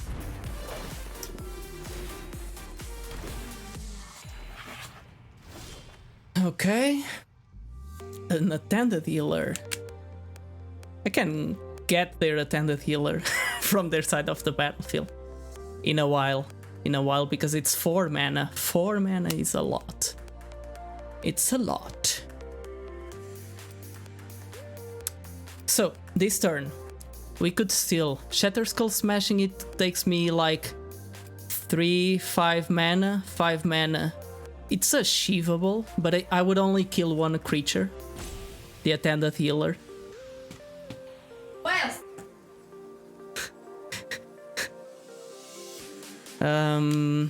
So yeah, I will attack in the air. Yeah, 7 mana is way too much to expect.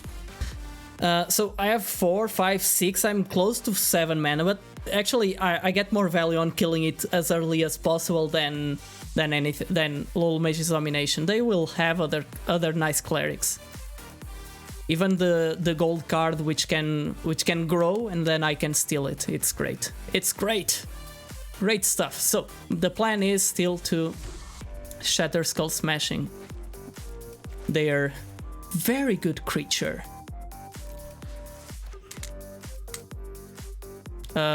Just this one.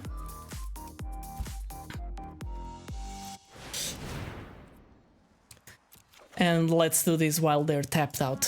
I will leave the Lul Mage's Domination for sure.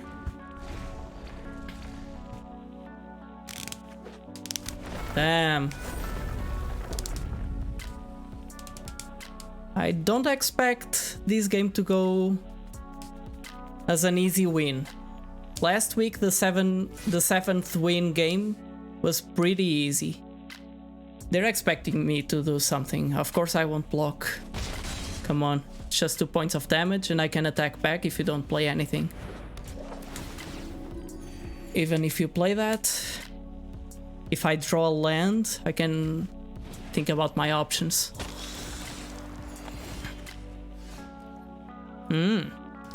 So Ardent Electromancer will get me 3 mana back, so it will pay itself. And I will have 1, 2, 3, 4, 5? I can... Damn. No, sorry. The issue with this is I need to tap an island to cast it. So I cannot really play the Lul Mage's Domination with it. But when I cast it, I can draw a card with Windrider Wizard, and if it's an island, I can still cast Lul Mage's Domination. So let's actually try it. Yeah, exactly, 4 mana. That's I was doing the math wrong.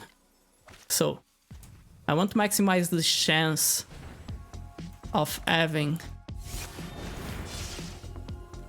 take action for sure. Yeah, I'm stupid. This is loot, so I would even though it's an island, I need to drop it.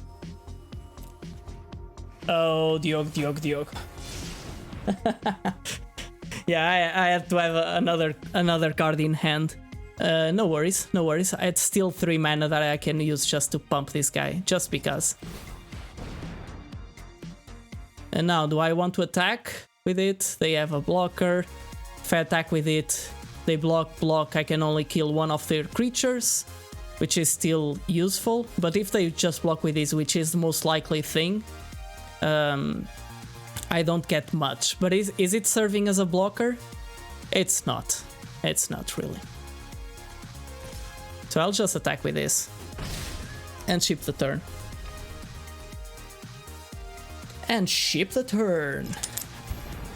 Opa. Okay, you'll attack with Expedition Skulker. That's fine. Do you have a combat trick for 2 mana? There are some weird borderline playable combat tricks, I guess.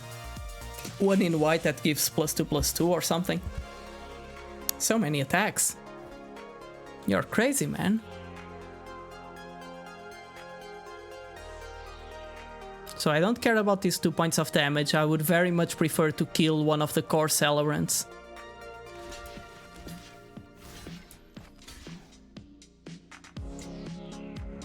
I don't want to block with Stonework Pack Beast. It's doing its job as a party type. So I will block like this. Do you have something, opponent? I know probably I should have blocked with more stuff. Okay, that is fine. That is fine. I'm at 13.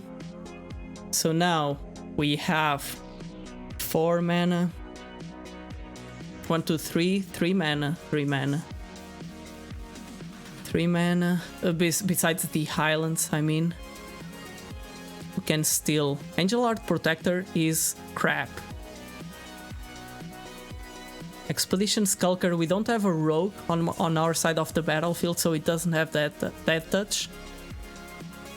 Still, Angel Art Protector, I guess it's worth it to steal. Otherwise, I'm falling too far behind. I could have stealed it before combat and then attack with Hull or something like that. Probably that was better. I probably shouldn't have played that land, or at least I didn't need it. And I have a bunch of loot effects with the wizard, so that was bad.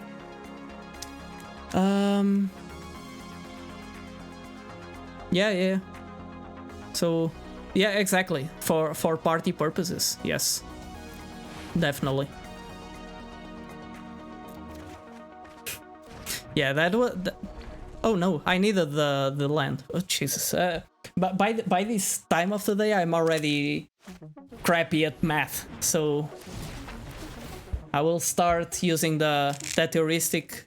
Math is for blockers, right? Oh, your Flappy Birdie continues to grow, but he's trapped. Is it in his cage? Poor Birdie. Damn, they're gaining so much life. My attacks don't make a dent, and they have more stuff to do.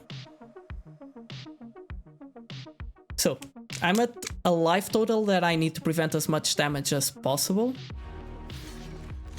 What I'll do is something like this. Thank you, Wick Beggar. Thanks a lot for joining the stream and for the follow.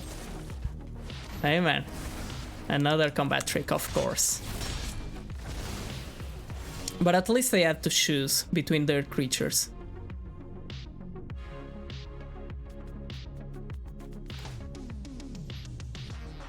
So I'm at 12. Their core celebrants are definitely a nuisance, but leaving my creature behind doesn't do that much. So let's loot the island away first.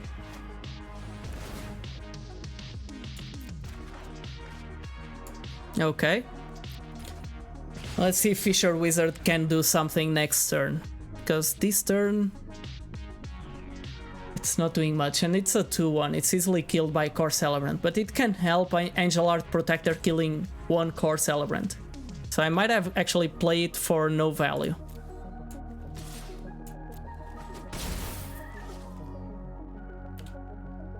I would have to draw 2 additional cards to be able to loot with it and with Windrider Wizard, and right now I'm not flooding, so decline. I have 20 cards, I have 24. Damn, those Core Celebrants are bunkers. If they have another removal spell, if they top decked it or something, oh, come on. What are you doing? Yeah, protection, sure.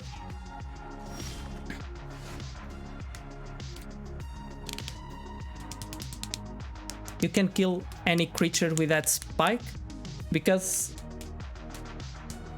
Ow Sigma, I probably missed it.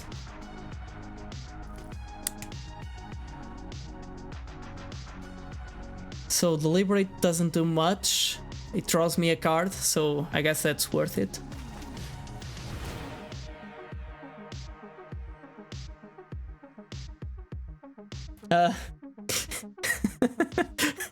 Yes, hearsay. Unfortunately, yes. Decline.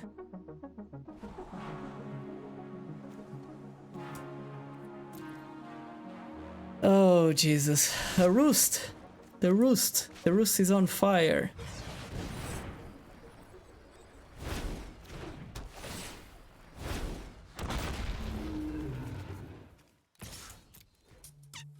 Jesus, this is such an uphill battle with Core Celebrant. But yes, hearsay.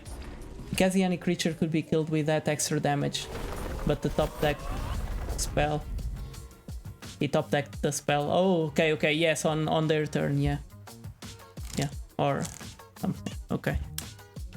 After damage, right? Yeah. So, yeah. Let us see. Yeah, they'll keep on pumping their spell.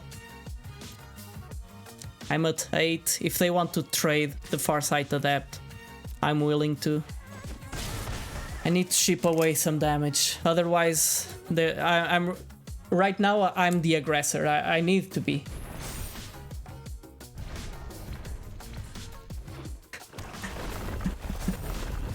Come on, Yersay, be nice to me. Don't remind me about facts. Come on, no one wants to know about facts. No one.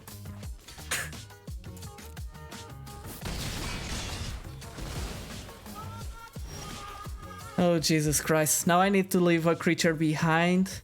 At least one. It doesn't get trample or something. No, it does not.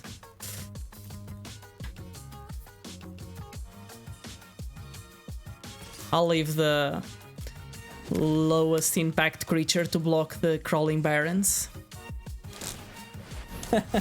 I'm just kidding, Yersay. Just kidding. Jesus Christ.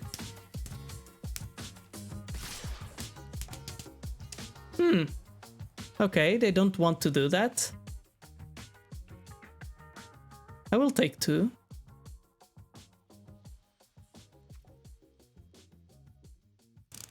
If I block 1 damage and they can kill my creature just with a random spell. Of course, they can also be holding removal and kill my creature either way. 4 mana.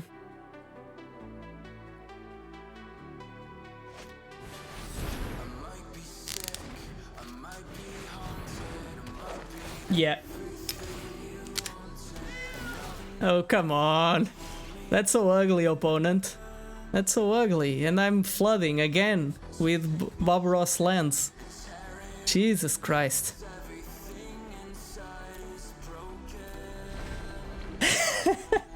Yes, all that work. Still, 6 wins, it's cool. It's not that bad. Angel Art Protector. No, the Core Celebrants killed me this game. These guys did so much work. It's crazy. That card is crazy. How it could stop, even though I had a flyer attacking, but they were nullifying my attacks every single turn. It is life. Now they put the Crawling Barons, and then I say good game just because I'm a nice guy. They attack with a bunch. Yeah, so whatever. I go to 3. I take 3, I mean. I get no creatures. I have a Fisher Wizard. Yay! Let's loot away some lands, I guess.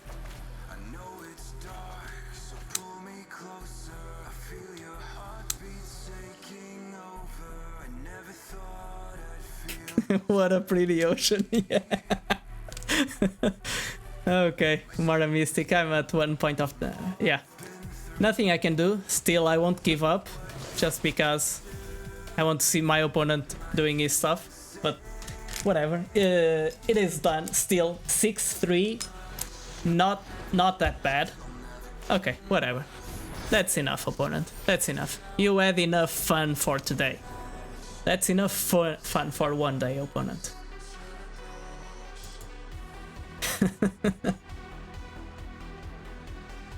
Cool stuff. Still, this deck, the draft portion was really fun. And the games were also. I feel like I punted it a bit more than usual, but still, it's so much better to interact more with the chat while I'm playing than to just be focused on playing and all of that.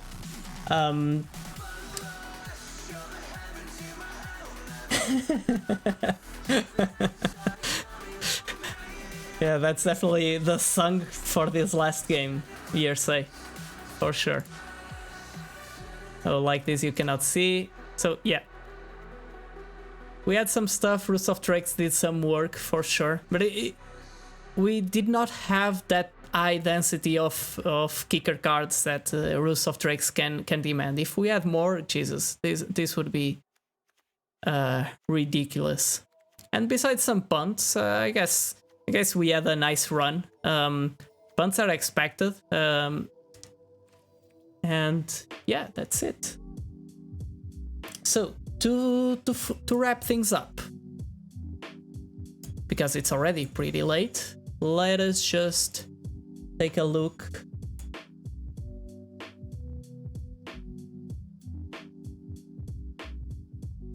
Yeah, Sigma. Yeah, I think you're right. I was under the impression that it's like we had some nice things to put in, for sure. Let me just show you like this. We had some interesting things to put in. 19 lands might be too much, given that we only had 3 MDFCs. If we had more, we could have increased it a bit. So yeah, I cannot really complain as much due to getting flooded. So let's just take a look into the draft, just post facto, after the fact, try to understand what happened and what didn't and what did we do. So this probably should get a bit bigger. Oh, not like this. F11.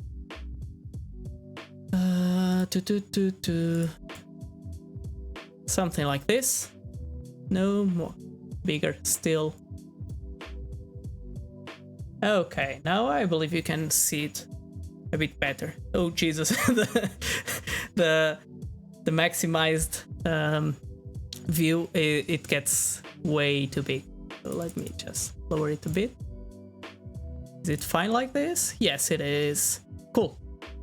So yeah, but it was still an interesting deck for sure. It wasn't really doing that wizards. It wasn't really doing roost. It wasn't really doing party, but it was doing a bit a bit everything, right?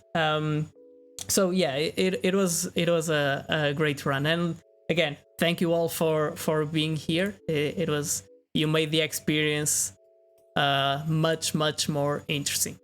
So pack 1 we picked real relic robber, but I remember having a relic amulet, the wizard's ping amulet in pack 1, if I'm not mistaken. So it in our deck it would be great. Pair tactician, we were already okay, maybe warriors is a thing. Looking back, Juari disruption might be another option, since it's an MDFC. It's not great, but it can really disrupt our opponent late in the game. If they like tap mid game, I mean in mid game, because they might tap all their mana for their big spell, but still. Skyclave Shadowcat, I'm not been valuing these +1/+1 counters cards that highly. Still, our first match, the first match that we lost was against one of a very good +1/+1 counter stack, or at least they had a lot of synergy and it did some work. It really escalated quickly because I wasn't able to commit to the board fast enough to counteract their menace creatures. So, and big menace creatures, I would have. So yeah, Umara Mystic, here we risked a bit taking a gold card during the first 3 picks, but still, it works very well on that deck, and we weren't trading it for that much in this hand. We could have considered Feed the Swarm maybe, because it's a very efficient removal and you're happy on playing one of them on this kind of decks. But I think it would be an option between these two. Maybe I would have taken Feed the Swarm looking back, but given how the deck progressed, Umara Mystic certainly did much more than expected. Expedition Diviner, we were now in the mindset of wizards, so we left our paths quite relatively open early on, but still, this is, if you're familiar with statistics and that kind of stuff, this is like applying Bayes rule. Drafts are really like applying Bayes rule in your head. It's like you have a prior knowledge of what's good and what's bad. For example, I know that red is a good color, and this card is somewhat specific, but that has a high ceiling, right? But then you start adapting the evaluation depending, given your past knowledge, the knowledge that you brought in, and the knowledge that you keep on accumulating. So right now we're slightly geared towards wizards, but we still don't know. This is pick 4, both the rare and both uncommons are missing, so no signals here, no signals in this pack, right? Here we still have 2 Moss-Pit Skeletons, so actually I didn't notice this at the time, but this is pick 5, so 4 cards are missing. Rare, 1 uncommon, and 2 commons, right? People were valuing other commons higher than Into the Royal, okay? So very, very nice, or at least my neighbor to my left, or my 2 neighbors to my right, I mean. So this is still a nice signal that we should be in this color. In Ordinate Rage, I was dwindling a bit here. We saw that Rabbit Bite would be probably the pick would be a Rabbit Bite looking back, because it's the strongest card, but still, it's not a reason to dip our toes into green, so it's like whatever. Ardent Electromancer, looking back, Ardent Electromancer in this kind of decks doesn't seem to do that much. It's clunky. If all stars align, it's great. It feels great, but it doesn't work that well. This is actually a point that if you're interested in draft and you're you're at a level that you can like recall what cards are by their name or something like that. The new podcast from Samuel Black is great. It goes so in depth, and it provides a different take on drafting. It's really, really interesting, really. But I would probably have picked Kazul's Fury from this pack, and it would have made my deck and Ardent Electromancer. I think I left something on the sideboard, no?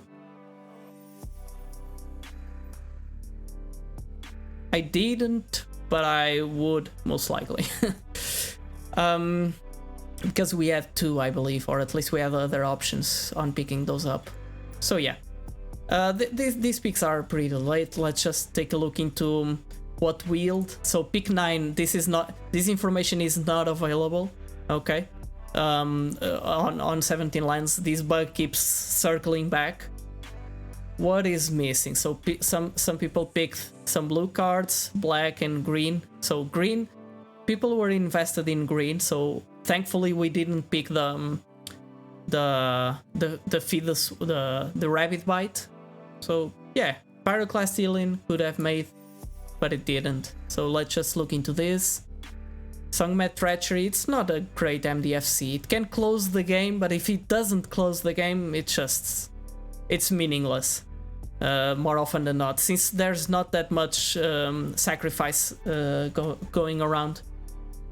Okay, so yeah, green, black, so of course we let the Fifth Swarm go, but the Expedition Skulker and Agra were also picked, and Imana Skydancer, so a lot of good black cards. Something that I didn't touch upon when we saw this pack was that if there's a ton of a color, you'll likely, and the cards are good, you'll likely be competing for that color for a while. So you need to take into consideration what signals are you passing, and we passed some good black signals here with the Feather Swarm, Nimana Skydancer to a lesser extent. So yeah, let's just take a look into pack 2 and see if it actually made sense the other way around. Thundering Spark Mage, it can certainly do some work. It has that eternal issue with party stuff, which is the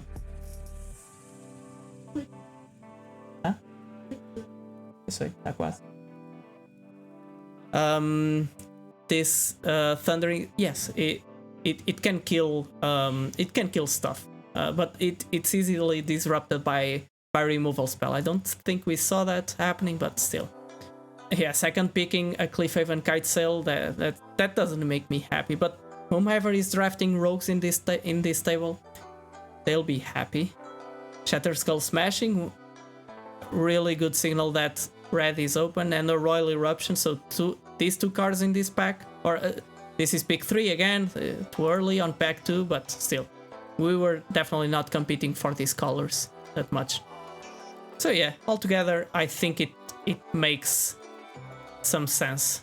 Let's just take a look into this and close out for the day.